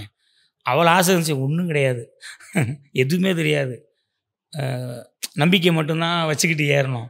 அப்புறம் 3 நாள் இருந்து பார்த்தேன். டி ராஜேந்திர சார் வீடு ஹிந்தி பிரச்சார சபாவில் போய் அங்கே போய் வாசல்லையே நிற்கிறோம். என்ன பார்த்தா சின்ன பையன், அவன் என்ன நினைப்பாங்க, அவன் கேட்குறான் யார் நீ எதுக்கு நிற்கிற? இல்லை இல்லை இல்லை சாரை பார்க்கணும். எதுக்கு? Assistant writer sir. ஐயோ போய் அசிஸ்டன்ட் ரைட்டரா, சின்ன பையலாக இருக்க ஒன்றா இது ஆஃபீஸ் பாய் கூட சேர்க்க மாட்டாங்க அப்படிங்கிறாங்க. அப்புறம் பாக்யராஜ் சார் ஆஃபீஸு, இப்படியே பாய் பார்த்தேன். 3 நாள் இருக்க முடியல. அப்புறம் 3 நாளுக்கு மேலே சின்ன பையன் தானே இருக்கும்ல. அப்புறம் 4ஆம் நாள் சரி என்னடா இது அப்படின்னு சொல்லி ஒரு சின்ன பயம் வர ஆரம்பிச்சிருச்சு. சரி ஏறா அப்படின்னு சொல்லிட்டு மறுபடியும் நேராக காலி பண்ணிவிட்டு நேராக அங்கே போகணும். வீட்டில் 3 நாளை தேடி இருக்காங்க. போன உடனே அட்டி வெளுத்துட்டாருங்க ஐயா. எங்கடா போனா அப்படின்னு கேட்டால் சினிமாவுக்கு போனேன். சினிமாவுக்கு போனியா அப்படின்னு வெளுத்து எடுத்துட்டாரு. எங்கள் சித்திட்டு போய் இந்த அப்படி நான் வாங்கிட்டு போன செயின் வச்சுக்கோங்க அப்படின்ட்டு. அவங்களுக்கு என்னடானா இவன் எங்கே போயிட்டான். எத்தனை புள்ள இருந்தாலும் எங்கள் வீட்டில் ஒரே தான். எங்கள் வீட்டில் உடனே நாங்கள் வந்து 9 பேர் இருக்கு, ஒன்று போனால் போகுது. அது எப்போ சொல்லுவார்னா எங்கள் ஐயா சேட்டை பண்ணினோம்னா சொல்லுவார், ஏதாவது தப்பு பண்ணேன்னா உனக்கு கொன்னே போடுவேன், 1க்கு 9 பத்து வச்சுருக்கேன், செத்தா சாதுன்னு விட்டுருவேன் அப்படிம்பார். அப்போ தான் அந்த வார்த்தையை சொல்லுவார் ஒழிய மற்ற எந்த இடத்துலையும் அவர் வந்து இது யாரையும் எல்லாத்துக்கும் ஒரே தான், ஒரே பாசம் தான். அந்த பாசத்தை பங்கிட்டுல வந்து நம்மன்னு இல்லை, சுற்று எல்லா இடத்துலையும் அந்த உறுதி உண்டு. ஸோ அதனால தான் அதை தாண்டி நம்மளால் யோசிக்க முடியல, செய்ய முடியல. அப்படிலாம் வந்து சினிமாவுக்கு அப்போலாம் வந்து தான் அந்த சினிமாவுக்கு வந்து ஒவ்வொரு இடமே நான் பார்ப்பேன். அசிஸ்டன்ட் ரைட்டராக இருக்கும்போதும் இங்கே வந்து அசிஸ்டன்ட் ரைட்டராக ஆகிடுது. அப்புறம் எங்கள் ஊரில் இன்னொன்று லைஃப்பில் மறக்க முடியாது, 90 ராசையா படம் ஷூட்டிங் வந்திருக்காங்க. எங்கள் அண்ணன் வந்து அவன் பேர் முனியாண்டி, அவன் மிலிட்ரிக்காரன். அவன் கல்யாணம் ஆகி பொண்டாட்டி மிலிட்ரி கூப்பிட்டு போகிறான். அவங்க எங்கே தான் தனி கொடுத்துன்னு வைக்க மாட்டேங்கிறாங்க, அங்கேனாலும் கூப்பிட்டு போகிறாங்க. அப்போ வந்து மிலிட்ரிக்காரங்களை எல்லாத்தையும் சென்ட் ஆஃப் ஃபுல்லாக வேனே வந்து எல்லாத்தையும் எடுத்து கொடுத்து அனுப்புறீங்க. எங்கள் ஊரில் போகும்போது நான் இது ராசையா ஷூட்டிங் நடக்குது. அது ஷூட்டிங் நடக்கும்போது பிரபுதேவா சார், ராதிகா மேமு, அதில் ரோஜா, விஜயகுமார் சார், வடிவேல்னே, இவங்க எல்லாம் ஷூட்டிங் நடிச்சுக்கிட்டு இருக்காங்க. அது கரெக்டாக எங்கள் ஊரில் வந்து இறங்கணும். கதைப்படி அந்த கதைக்கெல்லாம் எங்கள் ஊருக்கெல்லாம் ராசையா அது வந்து இறங்கணும். நாங்கள் ஷூட்டிங் 5:30 மணிக்கு, அதாவது ட்ரெயின் ஏறுறவங்கள மட்டும் விட்டுட்டு மற்றவங்களாம் ஃபீல்டுக்கு கிளியர் பண்ணுறது இருக்குல்ல, அட்மாஸ்பியரில் பார்க்காதீங்க அப்படின்னு சொல்லிட்டு. அப்போல்லாம் அது எல்லாமே நம்மளுக்கு புதுசாக இருந்துச்சு. இப்போ நம்ம அதை தானே பண்ணிக்கிட்டு இருக்கேன், எல்லாம் அவங்கள விட்டுருங்க அப்படின்ட்டு. அப்புறம் பண்ணிவிட்டு அப்புறம் நான் எங்கள் அப்பா எங்கள் அண்ணன்ட்ட சொல்கிறேன், இதேமாரி நானும் சினிமாவுக்கு போய் நம்ம ஊருக்கு ஷூட்டிங் ஆளை கூப்பிட்டு வருவேன் அப்படின்னு சொல்கிறேன். எங்கள் ஐயா என்னடா சொல்கிறேன் அப்படின்னாரு. இல்லைப்பா இவனும் முத்து வந்து ஊருக்கு போய், என் பேர் முத்துகிருஷ்ணன், முத்து வந்து மெட்ராஸுக்கு போய் ஷூட்டிங் கூப்பிட்டு வரேன்னு சொல்கிறேன். அப்படின்னு கூப்பிட்டு வருவியா இங்கே வா அப்படின்னு சொல்லிட்டு அவர் பார்த்துட்டு இந்தா வர மெட்ராஸுக்கு போகிறேன்னா அதெல்லாம் கோடியில் லட்சத்தில் எவனாச்சும் ஒருத்தன் வருவேன், இப்படி போனேன்னா அந்த வர சொல்லி டீ ப்ரொடக்ஷன் இருக்காங்க, அதை கட்டி இந்த வழியை நீ அங்கே தான் பார்க்கணும், அதுக்கு நம்ம ஊர்லேயே பாரு அப்படிங்கிற மாதிரி சொன்னார். நான் ஒன்றா சொன்னேன், இல்லை நான் கண்டிப்பாக எனக்கு அந்த தாட் இருந்துச்சு. அதை நான் எந்த ரூபத்துலேயும் நான் எங்கேயும் விட்டே கொடுக்கல. அது கூட டிகிரி முடிச்சுட்டு எப்படியாச்சும் போயிடணுன்ட்டு போய் மதுரை வக்போர்ட் காலேஜில், அதில் என்னடா நான் 10th ஃபெயில் ஆகிட்டேன்.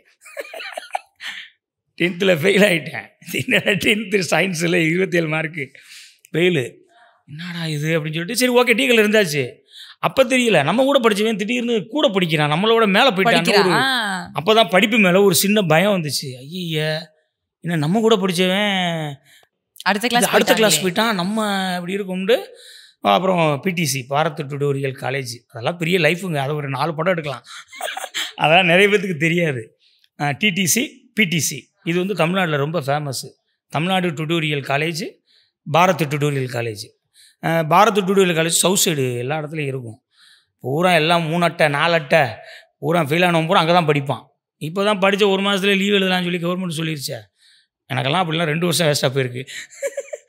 அப்புறம்னு சொல்லிட்டு அதுக்கப்புறம் அதில் படிக்கும்போது ஐயோ அப்போ படித்து 12th படிக்கணும், டிகிரி முடிக்கணும் அப்படின்ட்டு கவனமாக படிக்க ஆரம்பித்தேன். இதில் நல்ல மார்க் எடுத்தேன், 880 மார்க் எடுத்தேன் இதில். அப்புறம் பாஸ் பண்ணிவிட்டு வெயிட்டிங் பண்ணால் டிகிரி போய் சேகரம் பார்த்தா சரி டிகிரி முடிக்கிறவங்க போது இங்கே ஓடியாந்துருவேன். எல்லாம் வக்போர்டு காலேஜ் மாதிரி வக்போர்டில் தான் படித்தேன். படிக்கும்போது இங்கே ஓடியாந்துருவேன். வெள்ளி சனி ஞாயிறு ஆக்சுவலி திங்கக்கிழமை எங்கள் அம்மாட்ட பணம் வாங்குவேன், திங்கள் வந்து காலேஜுக்கு போவேன், அட்டெண்டன்ஸ் போடுவேன். திங்கக்கிழமை நைட்டு ஏரியா வந்துடுவேன்.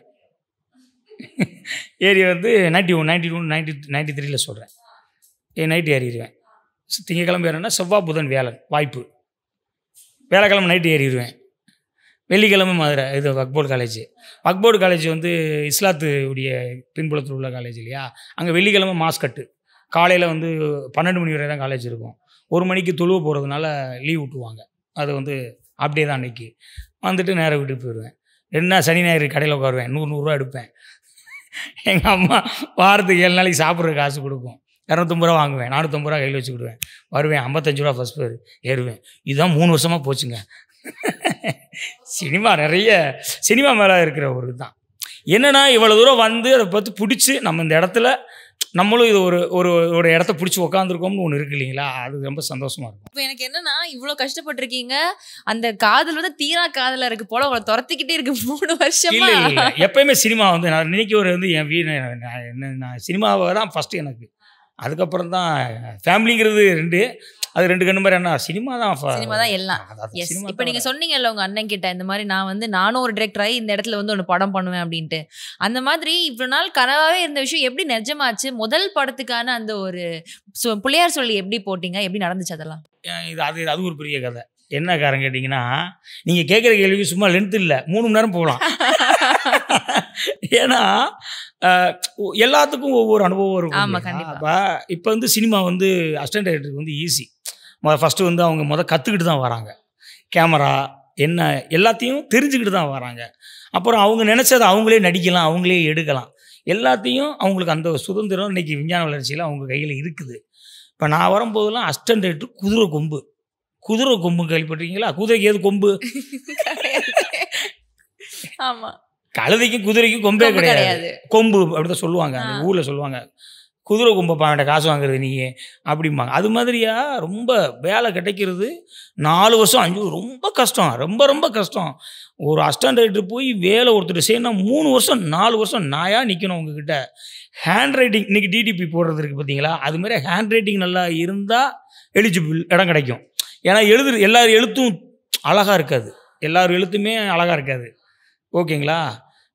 அப்போ என்ன பண்ணோன்னா எல்லாத்துக்கும் அறிவு இருக்கும், எழுத்து அழகாக வருமா ஹேண்ட் ரைட்டிங் அப்படின்னா எல்லாத்துக்கும் வராது. அந்த எழுத்து தெரிஞ்சவங்க அசிஸ்டன்ட் டைரக்டர் ஈஸியாக சேர்ந்துருவாங்க தமிழ் சினிமாவில். 85, 90, 90 இன்றைக்கி வரையும் நீங்கள் பாக்யராஜ் சார் எழுத்த பாருங்கள், பாரதிராஜ் சார் எழுத்த பாருங்கள், சூப்பராக இருக்கும். பாண்டி எல்லாருடைய எழுத்தும் இன்றைக்கி ஜெயிச்ச இயக்குநர்களுடைய எழுத்து பூரா சூப்பராக இருக்கும். ஜெயிக்காத எழுத்துங்க நான் சொல்ல வரல, அது ரொம்ப ஒரு மிகப்பெரிய ஒரு தகுதியாக இருந்துச்சு, ஒரு மிகப்பெரிய தகுதியாக இருந்துச்சு. இன்றைக்கி டிடிபி அடிச்சவனுக்கு உடனே வேலை கிடைக்கும். தமிழ் தெரியுமா, இங்கிலீஷ் தெரியுமா அப்படின்னா ஓகே ரைட்டு. ஷூட்டிங் ஸ்பாட்டில் மட்டும்தான் லாங்குவேஜ் இன்றைக்கி எல்லாத்துக்குமே தெரியுது பசங்களுக்கு, இன்றைக்கி வர பசங்களுக்கு. அப்போ அப்படி இருந்துச்சு, அப்போ வேலை கிடைக்கும். இப்போ நம்ம எழுத்து நல்லா எழுதுவேன், எங்கே எழுதுங்க பாங்கன்னு சொன்னால் அங்கே போனால் கை நடிங்கிறோம். எழுதுனா வேலை. ஒரு இடத்துல போக்கிரி படம் விஜய் சார் படத்தில் பிரபுதேவா சார் அசிஸ்டன்ட் செய்கிறதுக்கு எழுத்து நல்லா இருந்தால் ஹேண்ட் ரைட்டிங் காப்பி பண்ணுறதுக்கு நல்லா தான் அப்படின்னு சொல்லிட்டாங்க. கிருஷ்ணமூர்த்தின்னு ஒரு கோ டைரக்டர், அவர்கிட்ட தான் போய் நிற்கும்போது கை நடுங்குது. ஏன்னா எழுதுனா வேலை அப்படிங்கிறப்ப நீங்கள் என்ன பண்ணுவீங்க, இப்படின்ட்டு இருக்கேன், என்ன ஆட் பண்ணிக்கிட்டு இருக்க, வேமா எழுது அப்படிங்கிறாரு. அவர் ப்ரெஷர் ஆனவொடனே நம்மளுக்கு பயம் அதிகமாயிருச்சு. அப்புறம் இப்படின்னு இருக்கேன், போச்சு வட போச்சு அப்படிங்கிற மாதிரி வாய்ப்பு போச்சு. அது எப்படி அப்போ பயங்கர ரொம்ப நான் நல்ல கரெக்டாக வந்து கடைசியாக நான் சொல்லும்படியாக நான் டிபி கஜேந்திர சார்கிட்ட ஒரு 3 படம் வேலை பார்த்தேன். அதுக்கப்புறம் தமிழச்சி அசோகன் சார்னு ஒருத்தர் இருந்தார், அவர்கிட்ட ஒரு படம் வேலை பார்த்தேன்.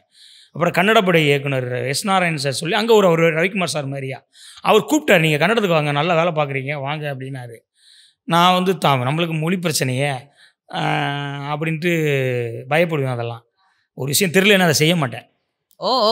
தெரிஞ்சுக்கணும் முயற்புறன்னு போய் அங்கே அசிங்க போடுறதுங்கிறத விட தெரியாமல் நம்ம தெரிஞ்சதை செஞ்சு பெற்று பண்ணிடலாம் அப்படின்னு நினைக்கக்கூடிய ஆள். ஆனாலும் இங்கேயே இருந்துடுறேன் சார் அப்படின்ட்டேன்.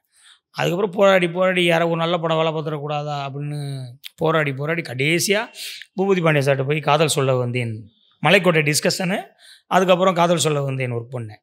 அது அவர்கிட்ட போய் அசிஸ்டன்ட் டைரக்டர் இல்லை, அவர் தம்பிக்கு கதை சொல்லி தான் ஓகே பண்ணிவிட்டு அவர் நான் பண்ணதுக்கப்புறம் நீங்கள் பண்ணுங்கள், என் தம்பியை வச்சு நான் பண்ணதுக்கப்புறம் நீங்கள் பண்ணுங்கள் அப்படின்னு சொல்லி அட்வான்ஸ் வாங்கிட்டேன் டைரக்டராக. ஏன்னா ஊரில் நடந்த கதை தானே உங்களுக்கு. இப்போ நான் பண்ணுறது பூரா இப்போ தம்பி என் பையன் கூட ரியல் இன்சிடெண்ட்டு தான்.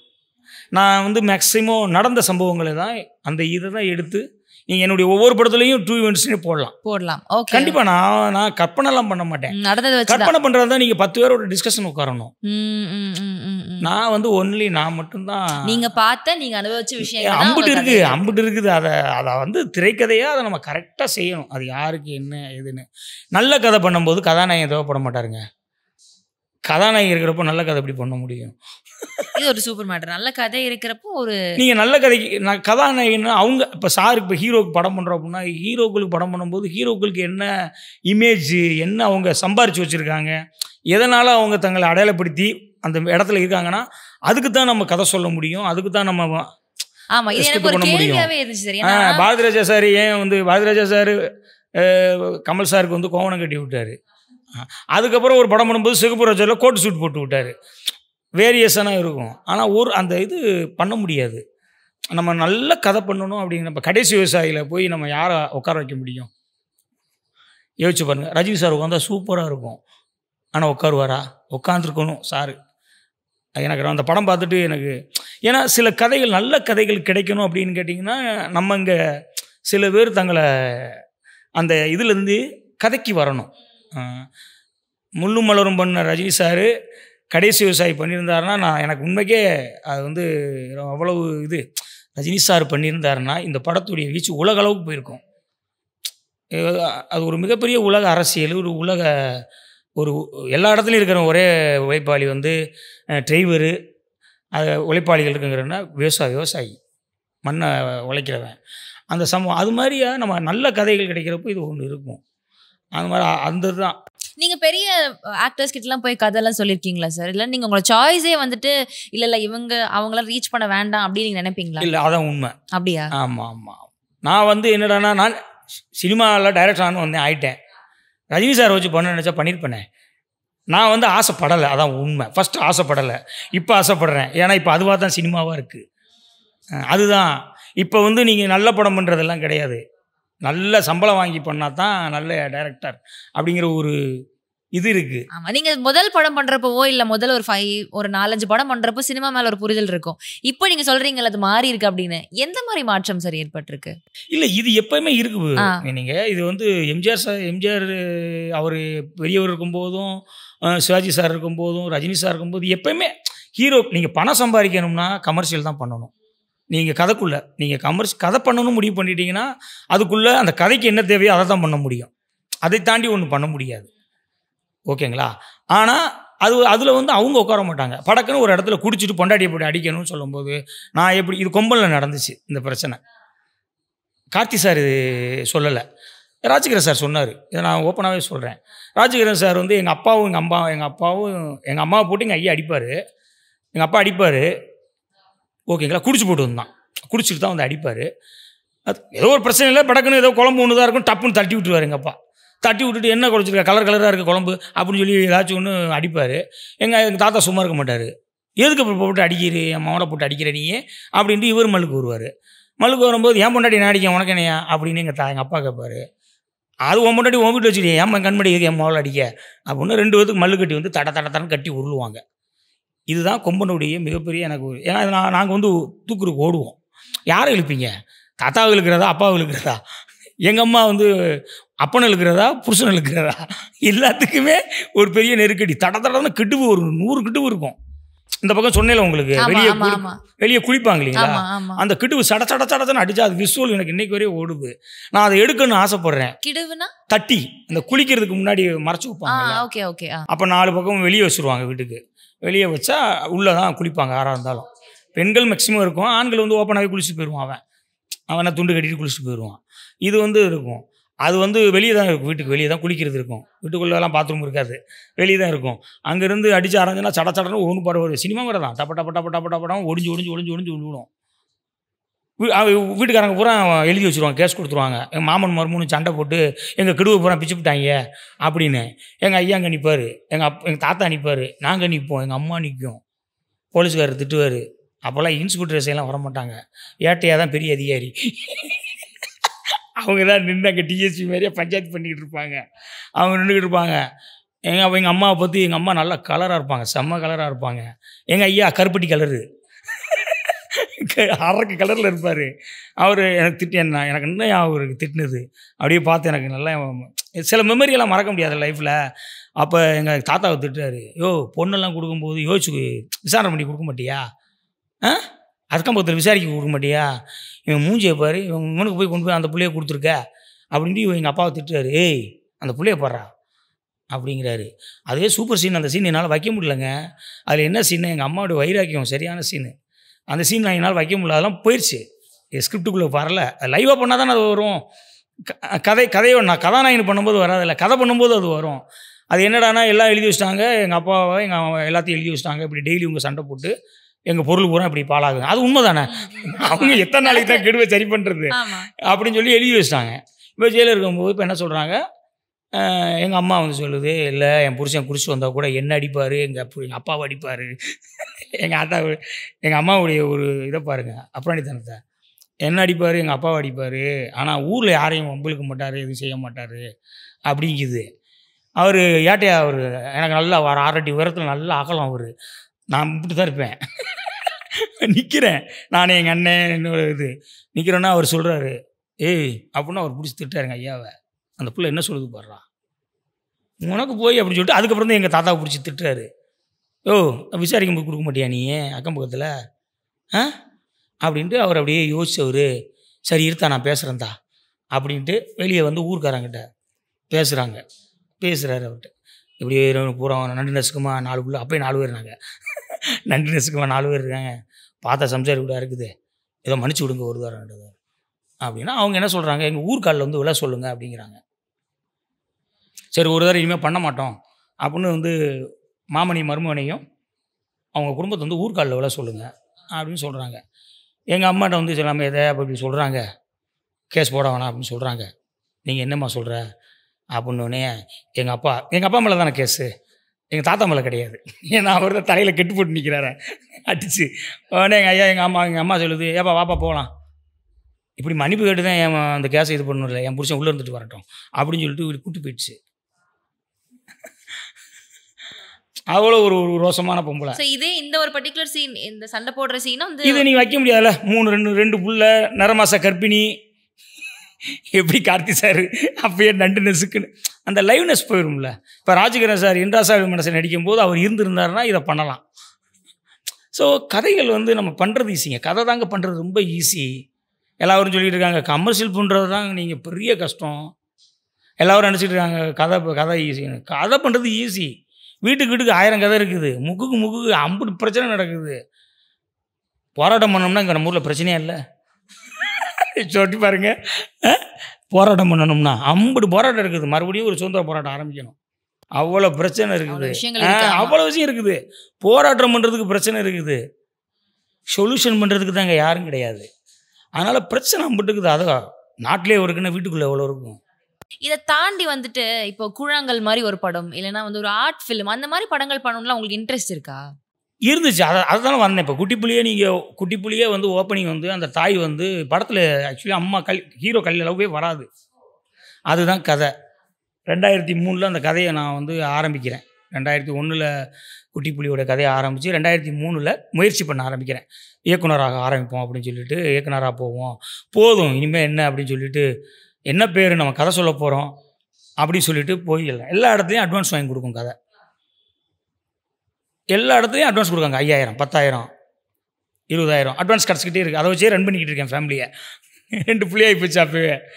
அப்புறம் இப்போ ஒரு இடத்துல ஒரு கதை சொல்கிறேன். எஸ்டி பிலிம்ஸ்னு சொல்லிட்டு ஒரு கம்பெனி, இந்த புன்னகை கீதா இருக்காங்க இல்லையா, அவங்க கம்பெனி. கேசவன் சார்னா அவர் தான் குண்டக்கமடக்குன்னு ஒரு படம் எடுத்தார். அதில் நான் அசிஸ்டன்ட் டைரக்டராக வேலை பார்த்தேன். நம்ம வேலை பார்க்குற நம்ம எப்பயுமே அந்த அதே கண்ணோட்டத்தில் இருக்கிறனால நம்மளை அவரை பிடிச்சி போய் அந்த கதை கேட்டார். அவர் ஒரு 5 டிஸ்ட்ரிபியூட்டர் வச்சு கதை கேட்டார் கேசவன் சார். நான் குட்டிப்புலி கதையை சொல்லி முடித்தோடனே அந்த டிஸ்ட்ரிபியூட்டர் சொன்னார், கதை சூப்பராக இருக்குது, இந்த அம்மா வந்து தோக்கக்கூடாது லைஃப்பில். ஏன்னா நான் ரியலாக பண்ணி வச்சுருக்கேன், ரியலாக நடந்த சம்பவத்தை பண்ணி வச்சுருக்கேன், இந்த அம்மா தோக்கக்கூடாதுங்க அப்படின்னாரு. நான் உடனே சொன்னேன், சார் எதுதான் சார் அப்படின்னேன். இல்லைங்க படம் வந்து இதாகாது, அவார்டு கிடைக்கும், நீங்கள் அவார்டு வாங்கிட்டு போயிடுவீங்க, நாங்கள் என்ன பண்ணுறதுன்னாரு. இல்லை சார் 2 மணி நேரம் சிரிச்சுட்டே இருந்தீங்க, 2 மணி நேரம் படம் காமெடியாக இருக்கும். காமெடி மீன் ரத்தம் சதையுமா ஒரு அதான் பருத்தி வீரன்னு வச்சுக்கோங்களேன். பருத்தி வீரனோட இன்னொரு வருஷம் பெரிய அதுதான் இருக்கும். சொல்கிறேன் பருத்தி வீரன் வந்ததுக்கப்புறங்கிறது இல்லை, பருத்தி வீரன் வந்ததுனால எனக்கு அந்த வாய்ப்பும் ஒன்று போச்சு குட்டி புலியால். பருத்தி வீரனால குட்டி புலி எனக்கு வாய்ப்பு போச்சு பசுபதி அண்ணன்ட. ஓகேங்களா? ஏன்னா அவர்கிட்ட போய் கதை சொல்லி ஓகே பண்ணுற அன்னைக்கு பருத்தி வீரன் ரிலீஸு. கதை கேட்டுட்டு இதே மாதிரி ஒரு பேட்டர்னில் தான் இன்றைக்கி ஒரு படம் ரிலீஸ் ஆகி பெரிய ஹிட் அப்படின்னாங்க.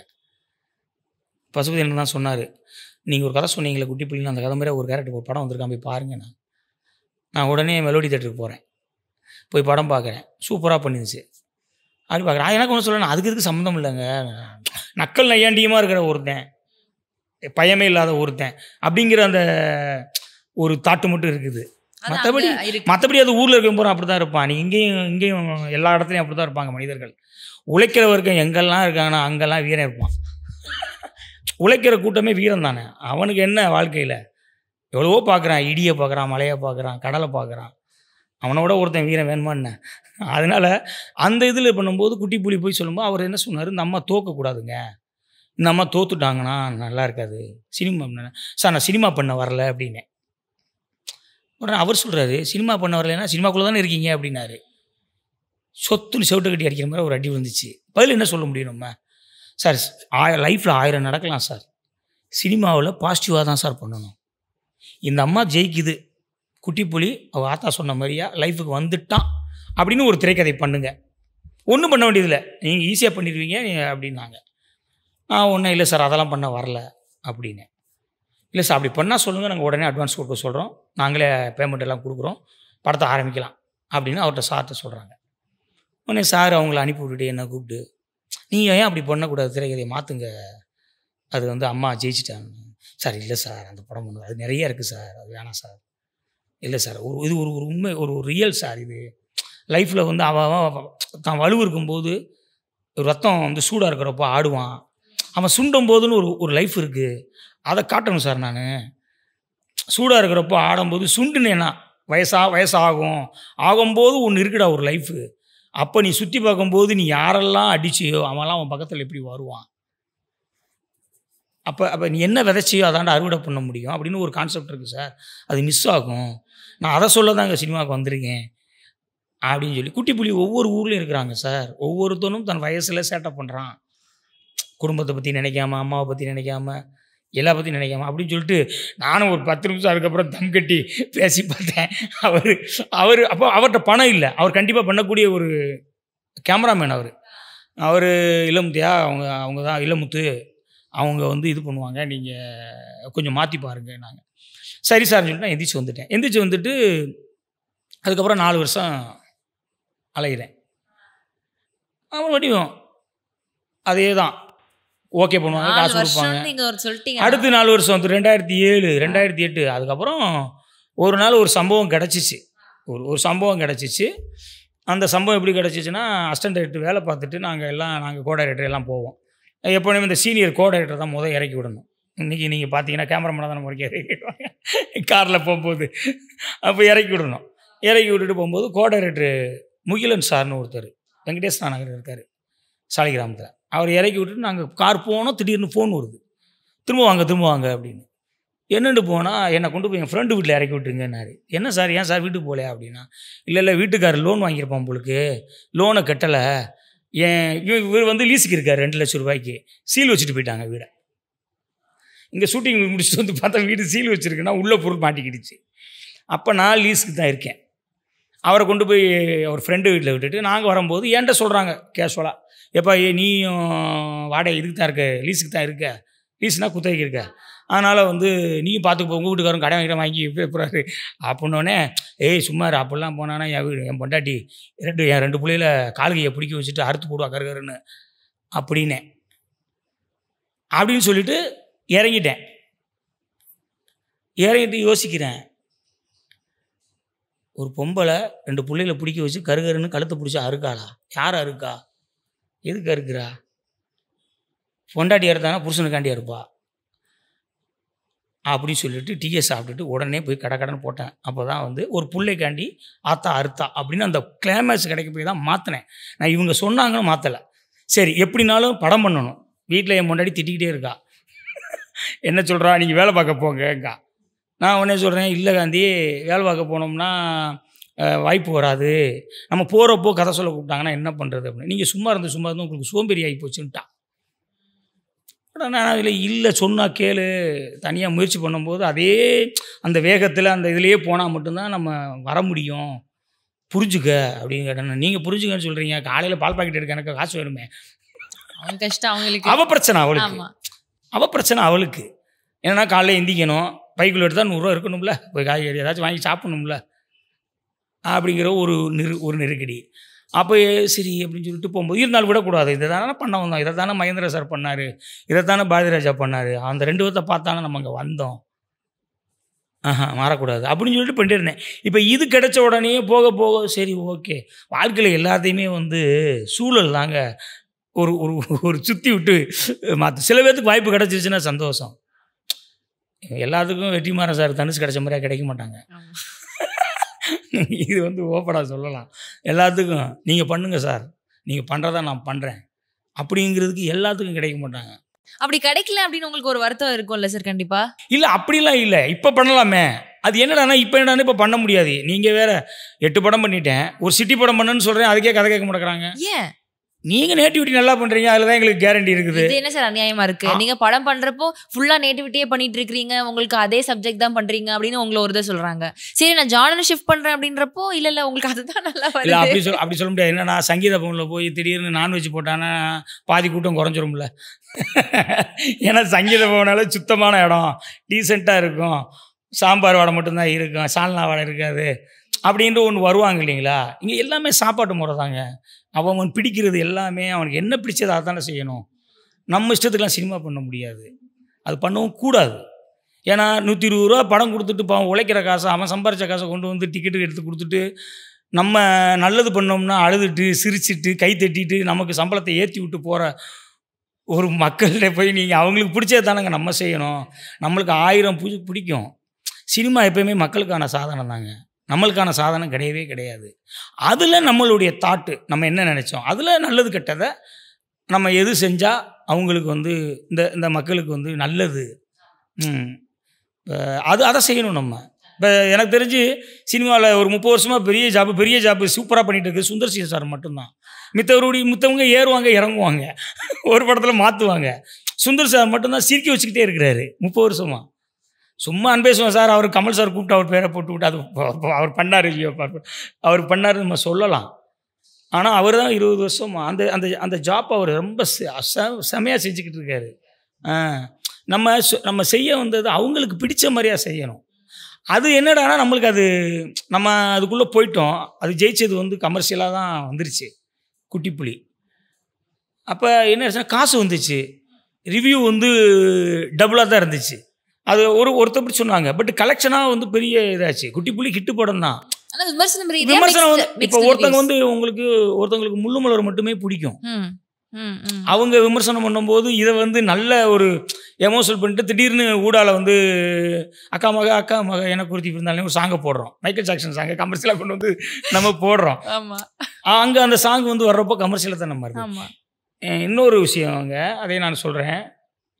சினிமா பெரிய இதெல்லாம் ஒன்றும் கிடையாதுங்க. 24 ஃப்ரேம், 12 ஃப்ரேம், 48 ஃப்ரேம் அட்ஜஸ்ட்மெண்ட்டு தான் சினிமா. எல்லோரும் நினைப்பாங்க லைவ் படம் அது படம், அப்போலாம் ஒன்றும் கிடையவே கிடையாது. லைவ் படம் அப்படின்னு கேட்டிங்கன்னா முள்ளு மலரும் லைவ் படம் தான், பருத்தி உருவனும் லைவ் படம் தான். ஓகேங்களா? எடுக்கிறதுல 48 ஃப்ரேம் யூஸ் பண்ணால் அது கமர்ஷியல் சினிமா.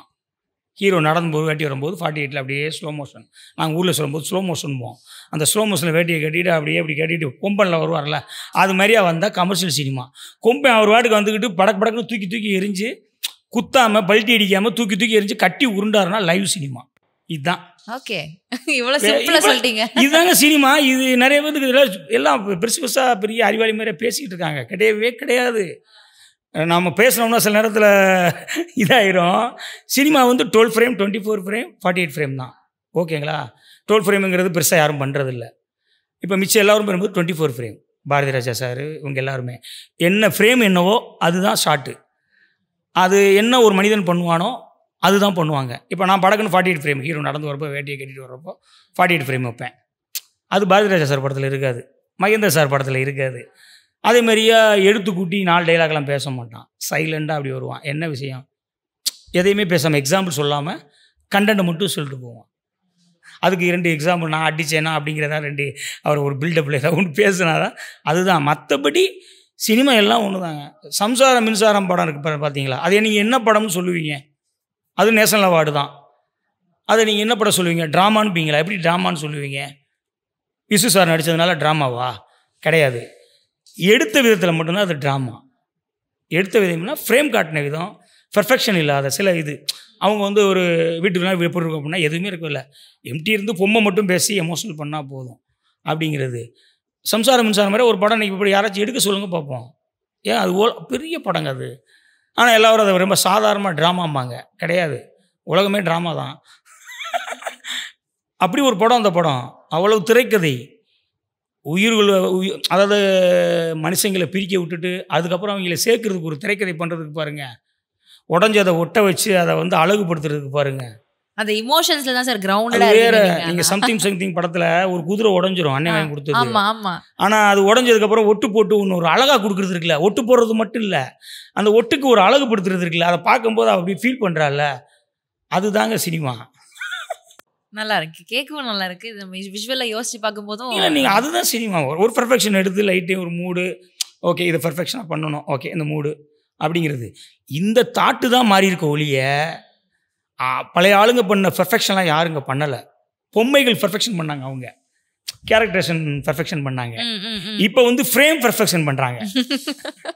ஸ்கிரிப்ட் கோட்டை விட்டுருது. ஸ்கிரிப்ட் மீன் எடுத்துக்கிட்ட கேரக்டரேஷன்லாம் இஷ்டத்துக்கு ஒன்று பண்ணுது, அவங்க பண்ணுறாங்க, ஏதோ ஒன்று பண்ணுறாங்க, பர்ஃபெக்ஷன் பண்ணுறாங்க. Frame perfection. இப்படி ஒரு லைட்டு இங்கே ஒன்று, இது ஒரு மூடாக ஒன்று, பொண்ணு மழை பெஞ்சிக்கிட்டு இருக்கு இப்படின்ட்டு ஒரு சின்ன ஒரு ஆட் மேக்கர் பண்ணுறாங்க, மேக்கிங் பண்ணுறாங்க.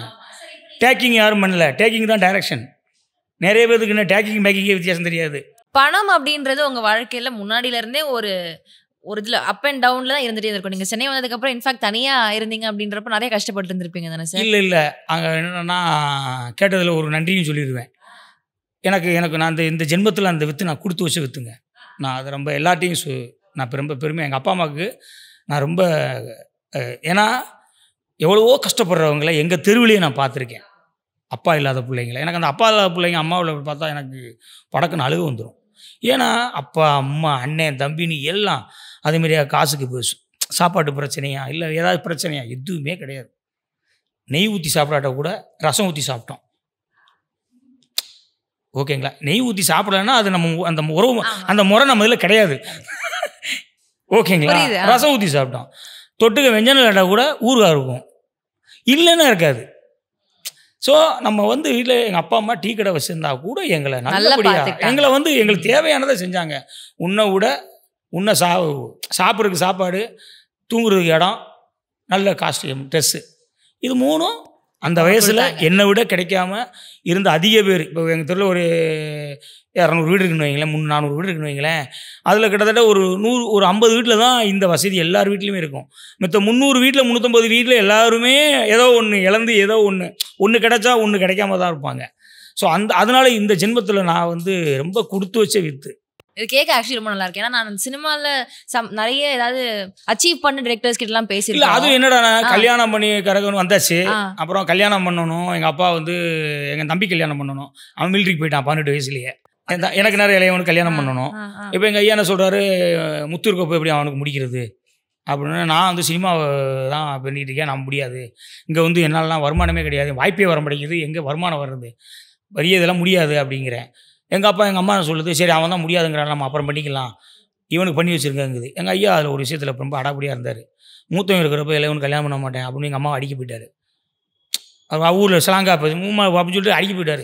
புள்ள இருக்கிறப்ப அப்படியே விட்டேன், நான் அனாதை ஆயிடுவேன், அதெல்லாம் முடியாது அப்படின்னு சொல்லி நான் வரமாட்டேன்னு சொல்கிறேன்.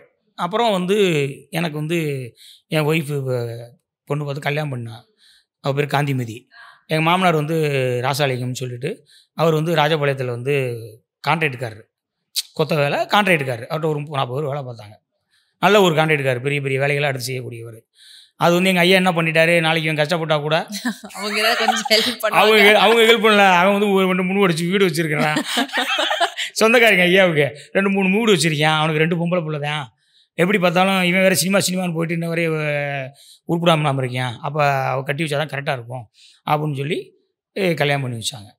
என் ஒய்ஃப் பண்ணேன். நான் வந்து எனக்கு இந்த அதான் சொல்கிறேன் அந்த அந்த 80,000 இருக்கு இல்லைங்களா, அதில் 50,000 என் மாமனார், 30,000 எங்கள் அம்மா. இது நான் என்ன சொல்லிட்டேன்னா, இல்லை வீடு கல்யாணம் முடிச்சுட்டா அங்கே வரணுன்ட்டாங்க. கல்யாணம் முடிச்சு 1 மாதத்துல இங்கே ஓடியான்ட்டேன், வாய்ப்பு தேடுறதுக்கு போகணும், இங்கே அங்கேருந்து எப்படி அப்படின்ட்டு.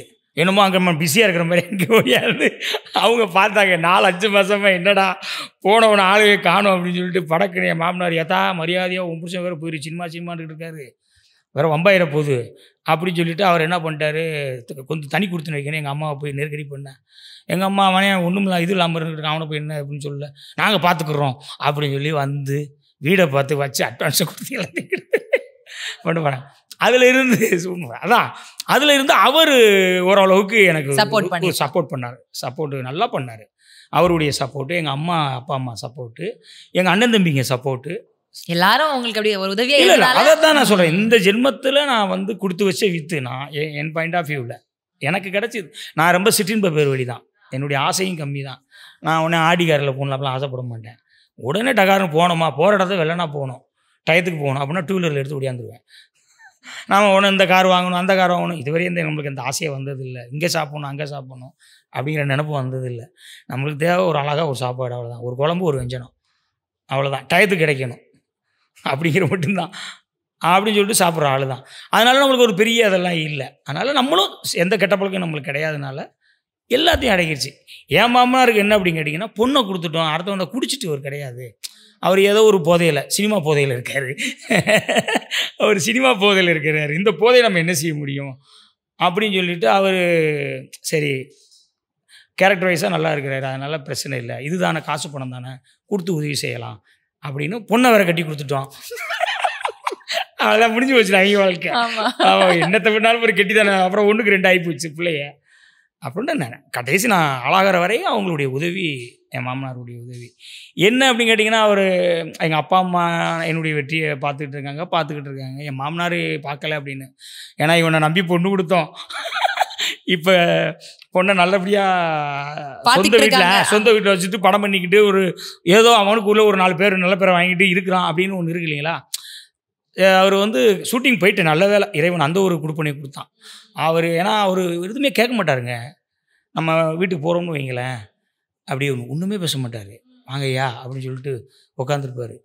அப்புறம் ஐயா அப்படிம்பார். பேசுனா 2 வாரம் தான். அப்புறம் ஐயா அப்படிம்பார். என்னம்மா அப்படிம்பேன். இல்லையா ஏதாச்சும் கண்ணு கட்டின தூரம் தெரியுதா, வாய்ப்பு அப்படிம்பார். அந்த ஊர் ஸ்லாங்லேயே தான் கேட்பார். கண்ணு கட்டின தூரம் தெரியுதா அப்படிம்பார். சொல்லியிருக்கேன் மாமா, ஒரு 2 மணி நேரத்தில் ஓகே ஆயிரும், ஃபைனல் ஆயிரும், போயிடுவேன், ஷூட்டிங் போயிடுவேன் அப்படின்னு. பார்த்துக்குங்கய்யா, பொம்பளை பிள்ளை பிறந்துருச்சு, உங்களுக்கு சொல்ல வயசுக்கு வந்துடும், உங்களுக்கு நான் சொல்ல வேண்டியதில் படித்தாலும் இவ்வளோதான், இதில் நீங்கள் எல்லாமே இருக்குது அவர் அதுக்கு மேலே பேச மாட்டார். பார்த்துக்குங்கய்யா, அவ்வளோதான் நான் அப்படின்னு சொல்லிட்டு அதை தான் நான் சொல்கிறேன்னு கூட சொல்ல மாட்டார். பார்த்துக்குங்கய்யா, உங்களுக்கு தெரியாத வர ஒன்றும் இல்லை அப்படின்றவார்.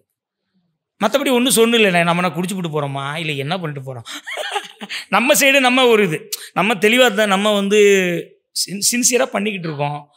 வாய்ப்புங்கிறது வந்து நம்ம கதை சொல்கிறோம், அவங்களுக்கு பிடிக்கணும் அப்படிங்கிறது ஓடிக்கிட்டே இருக்கிறோம். டெய்லி மட்டும் கதை சொல்ல போயிடுவாங்க,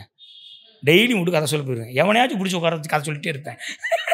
பிரதர் அன்னைக்கு கொஞ்சம் கூட உட்காந்துருந்தாருன்னா அவர்கிட்ட 2 கதை சொல்லியிருப்பேன்.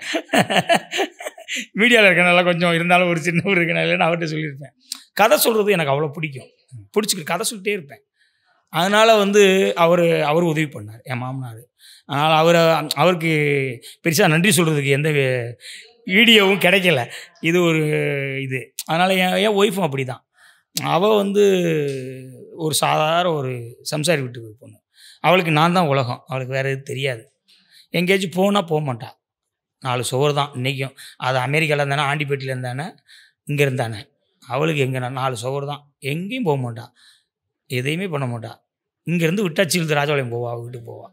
எங்கள் வீட்டுக்கு வந்துட்டு அவள் வீட்டுக்கு போவாள், அவ்வளோதான்.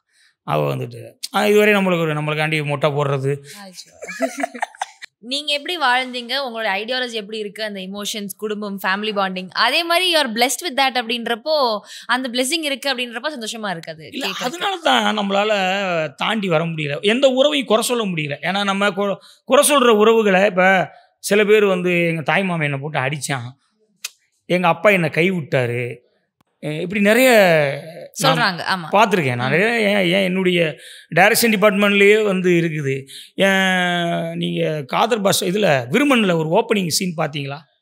ஒரு சீன் வந்து சரண்யா மேம் வந்து தீயை வச்சுக்கிட்டு உட்காந்துருவாங்க. அது வேறு யாரும் கிடையாது, ஒரு படம் பண்ண ஜருகண்டி இயக்குனர் இருக்கார் இல்லைங்களா, அது சொன்னால் தெரில, சொன்னாலும் சொல்லிக்கலாம், போய் சொல்லிடுறேன், ஐயா அப்படி சொல்லியிருக்கேன் அப்படின்ட்டு.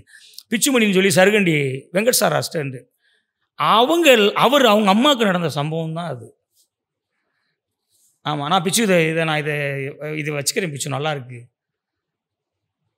அப்படின்னு சொன்னேன். நான் அவட்ட கேட்டேன், இதை பண்ணலாம்லங்க, இதாங்க உயிர், இதை விட்டுட்டு இல்லையா அது பண்ணால் எனக்கு எங்கள் அம்மா ஞாபகம் வரும். அது இல்லை, அதெல்லாம் நல்லா, அந்த மாதிரியெல்லாம் நான் எதையும் நினச்சி பார்க்க முடியாது என் லைஃப்பில் நடந்ததை அப்படிம்பாரு. ஏன்னா சில பேர் நினச்சி பார்க்காம தாண்டி போவாங்க சில பெயின்களை. சில பேர் இன்னொருத்தர் இருக்கார், அவங்க அப்பாவுக்கும் அவருக்கும் மனஸ்தாபங்கள் இருக்குது. ஏனே அப்பா தானே மன்னிச்சிடக்கூடாதா அப்படின்னு, நீ சும்மா இருக்கியா, அதெல்லாம் மன்னிக்க முடியாது அவனை அப்படிப்பாரு. அது என்னடா அவங்க இது. ஆனால் நம்ம பார்த்தது எல்லாமே பாசிட்டிவான மனிதர்கள். அண்ணனாக இருக்கட்டும், எல்லாருமே வீட்டில் எல்லாருமே, நம்ம எங்கள் வீட்டில் எல்லாருமே அப்படி தான், ஒருத்தரை ஒரு ரிலேஷன்ஷிப்லேயே தான் இருந்தோம். நம்மளுக்கெல்லாம் ரொம்ப சந்தோஷம் வந்தாலும் அழுக தாங்க தோணும், ரொம்ப கோவம் வந்தாலும் அழுக தாங்க தோணும். கோவம் வந்தோடனே இப்படி பண்ணிட்டு அழுக தாங்க வரும். நல்லா நீங்கள் கவனிச்சிங்கன்னா உண்மையாக பாசம் வர்றவங்களுக்கு அழுக தாங்க வரும். ஒருத்தன் துரோகம் பண்ணாலும் சரி, ஒருத்தன் சந்தோஷப்பட்டாலும் சரி, எதுனாலும் கண்ணீர் தாங்க பொருள் சொல்லும். அதான் உண்மை, அதாங்க உண்மையான பாசம். அது சொல்லுவாங்க ஆனந்த கண்ணீர், அதுதான் உண்மை. அது ஈஸியாக வருங்க அந்த அடாப்ட்டு. அதான் சொல்கிறேன்ல, அந்த இதுக்குள்ளே இருந்தனால நம்ம அதை தாண்டி யோசிக்க முடியல. நானே ஒரு கேரக்டர் எழுதும்போது ஒரு கேரக்டர் ஆப்போசிட்டாக எழுதுவோம்னா எழுத முடியாது என்னால். இது கேரக்டர் நம்ம பக்கத்தில் தான் பார்த்துருக்கோம், நம்ம லைஃப்பில் இல்லையே அப்படின்னா சரி பக்கத்தில் பார்த்துருக்கோம்ல அப்படின்னு சொல்லிட்டு அதை எழுதிடுவேன். என் லைஃப்பில் நீங்கள் யாரை சொல்லுவீங்க? எங்கள் அண்ணன் ஏதாச்சும் என்ன திட்டுறான், இல்லை என் தம்பி ஏதாச்சும் ஒன்று பண்ணியிருக்கிறான், இல்லை என் தங்கச்சி ஏதாச்சும் ஒன்று பண்ணியிருக்குது, ஏதாச்சும் ஒன்று பண்ணியிருக்காங்க, எங்கள் அப்பா எங்களுக்கு எதுவும் சரியாக செய்யலை, ஏதாச்சும் ஒன்று நடந்தால் தானே நீங்கள் சொல்ல முடியும். இல்ல அப்படி எதுவுமே இல்லப்பா, அதனால பண்ண முடியாது. இல்ல அது எதுவுமே இல்லையா, இருந்தா தானே பண்ண முடியும். எல்லாமே எதுக்கு தான் பார்த்துக்கிட்டு இருக்கேன், எல்லாமே எதுக்கு பார்க்க. இந்த பிச்சுமுனி நம்ம ஃப்ரெண்டு வீட்டில் அவர் சொன்ன சம்பவம், அதுக்கப்புறம் என் வீட்டில் எதிர்த்த வீட்டில் நடந்தது, பக்கத்து வீட்டில் நடந்தது, முனியாண்டியெல்லாம் அப்படியே நான் கிட்டத்தட்ட 20 வருஷமாக பார்த்த கேரக்டர். விருமனில் அந்த இவர் பிரகாஷ்ராஜ் கேட்டார்ல, அதெல்லாம் ரியல் கேரக்டர். அவர் இதை விடலாம் பண்ணார், செம்ம மட்டும்லாம் பண்ணார், அதெல்லாம் பயங்கரமாக இருக்கும். அது ஒரு கேரக்டரேஷனு, முன்னாடி மாமா கேரக்டரேஷனு, அது எல்லாமே தான். இப்போ காதர் பாஷாவாக இருக்கட்டும், அது எல்லாமே ரியல் இன்சிடென்ட் தான். எந்த இதுவும் வந்து நான் பண்ணி வைக்கல, எல்லாமே ரியலா நடந்த விஷயங்கள் தான். அதனால தான் நீங்கள் படம் பார்க்கும்போது படக்குன்னு அதை வந்து தவிர்த்துட்டு தள்ளி வச்சுட்டு போயிட முடியாது. ஓகே, என்னடா இது ஒரு இந்த இடத்துல ஒரு எமோஷனல் இருக்குது அப்படின்னு சொல்லிட்டு ஒரு கனெக்ட் இருக்கு. முன்ன பின்ன ஏதோ ஒன்று அவங்களுக்கு இல்லை ஏதோ ஒரு கனெக்டிவிட்டி கம்மியாக இருக்கும். அது சில விஷயங்கள் பேசும்போது இதாக இருக்கும். அது மாதிரியாக தான் நம்ம லைஃப்பில் நிறைய பார்த்தது. அந்த மாதிரி விஷயத்தை தான் பிடிப்பேன். அதுதான் சுருக்குன்னு இருக்கணும்ல. ஆமாம், கண்டிப்பாக அந்த மாதிரி விஷயத்தை தான் பிடிப்பேன். It is lovely talking to sir. நிறைய விஷயங்கள் நான் சொன்ன மாதிரி நிறைய அனுபவங்களாக இருந்துச்சு. நீங்கள் அதுக்கடுத்து நிறைய ப்ராஜெக்ட்ஸ் வந்து நல்லதாக பண்ணணும் அப்படின்றது எங்களுடைய ஆசை. பையனை வச்சு ஒரு படம் பண்ணியிருக்கீங்க, அதுக்கும் எங்களுடைய வாழ்த்துக்கள். நிறைய படங்கள் பண்ணுங்க சார், ஒரு வருஷத்தில் 2 படம் 1 படம் அப்படிலாம் கொடுத்துட்டே இருங்க. டிஃப்ரெண்ட் ஜான்ரா நீங்கள் எக்ஸ்ப்ளோர் பண்ண போகிறேன் அப்படின்னு சொல்லியிருக்கீங்க. இல்லை கண்டிப்பாக. என்னடானா இப்போ இந்த இதான் படங்கள் வந்து கதை மட்டும் இப்போ தான். என் பையன் படம் போனேன், 30 நாள் முடிச்சுட்டு வந்துட்டேன். ஓகேங்களா, அது ஒரு நம்ம எழுதுனது, நம்ம அது என்ன எழுதியிருக்கணும். இப்போ அந்த படத்தை பொறுத்தவரையே முழுக்க என்னுடைய கதை, என்னுடைய நான் வந்து எதுக்காண்டி நம்ம வந்து இந்த கேட்ட இது வந்து இது பண்ணுறோம் அது பண்ணுறோம் அப்படின்னு கிடையாது. இது எனக்கு ஒரு கண்டிப்பாக எனக்கு ஒரு அனுபவமாக தான் இருக்கும், அது மாற்றுக்கிறதே கிடையாது. என்ன காரணம் கேட்டிங்கன்னா, இது வந்து இப்போ அவங்க பார்க்குறவங்களுக்கு, இப்போ இதுவரை 8 படம் பார்த்தவங்களுக்கு இது முத்தியாவா என்ன அப்படின்னு ஒரு சின்ன இது இருக்கும் அப்படின்னு நான் நம்புகிறேன். தெரில, நான் நம்புகிறேன் அது கண்டிப்பாக இருக்கும். ஏன்னா அதுவும் எமோஷனல் இருக்குது. எமோஷனல் இல்லாமல் எதையும் பண்ணல, அது பயங்கர எமோஷனல் இருக்குது. இன்றைக்கி கரண்டில் தேவைப்படுற கண்டென்ட் தான் பண்ணியிருக்கிறேன். அதனால் வந்து இது ஒரு தைரியம். இது வந்து உண்மைக்கே ரொம்ப அழகாக கண்டிப்பாக இது கேரண்டியாக நல்லாயிருக்கும் அப்படிங்கிறத நான் இந்த படத்தில் அதை அழுத்தி கண்டிப்பாக சொல்லிக்கிறேன். ஏன்னா கண்டிப்பாக வந்து இது இருக்காது, எடுத்துக்கிட்ட கண்டென்ட் அப்படி. அதனால் வந்து இது இல்லை, பட் இது தொடரும் அப்படி ஆமா, கண்டிப்பா நல்லா தொடரும். இருக்கும். அது வெற்றியை பொறுத்தவரை தானே. ஆமா ஆமா என்னதான் இருந்தாலும் வரணும்ல. அது கிடச்சிச்சின்னா அடுத்தடுத்து கேப்பில் ஹீரோ பெரிய படம் பண்ணிவிட்டு அப்படியே கேப்பில் ஒன்று பண்ணிக்கலாம். நம்மளாலேயும் ஒரு 20 நாளில் 30 நாளில் ஷூட்டிங் பண்ண முடியுங்கிற ஒன்று. இந்த கண்டென்ட்டில் சின்ன பசங்களை வச்சு ஒரு புது பையனை வச்சு என் பையனுங்கிற தூக்கி வைங்க ஓரத்தில், யாரை கொடுத்தாலும் பண்ணலாம் அப்படின்னு அது ஒன்று இருக்குல்ல. அதுதான் எனக்கு வந்து அட்டகத்தி ரஞ்சித் பண்ணும்போது, அட்டகத்தி பண்ண ரஞ்சித் தான் வந்து காலா பண்ணார். அப்போ பயப்படவே வேண்டியது இல்லைல்ல, எனக்கு அட்டகத்தியே பண்ண தெரியும் அப்படின்னு ஒன்று இருக்குல்ல. இந்த தைரியம் வந்து ஒவ்வொரு இயக்குநர்களுக்கும் வரணுங்க.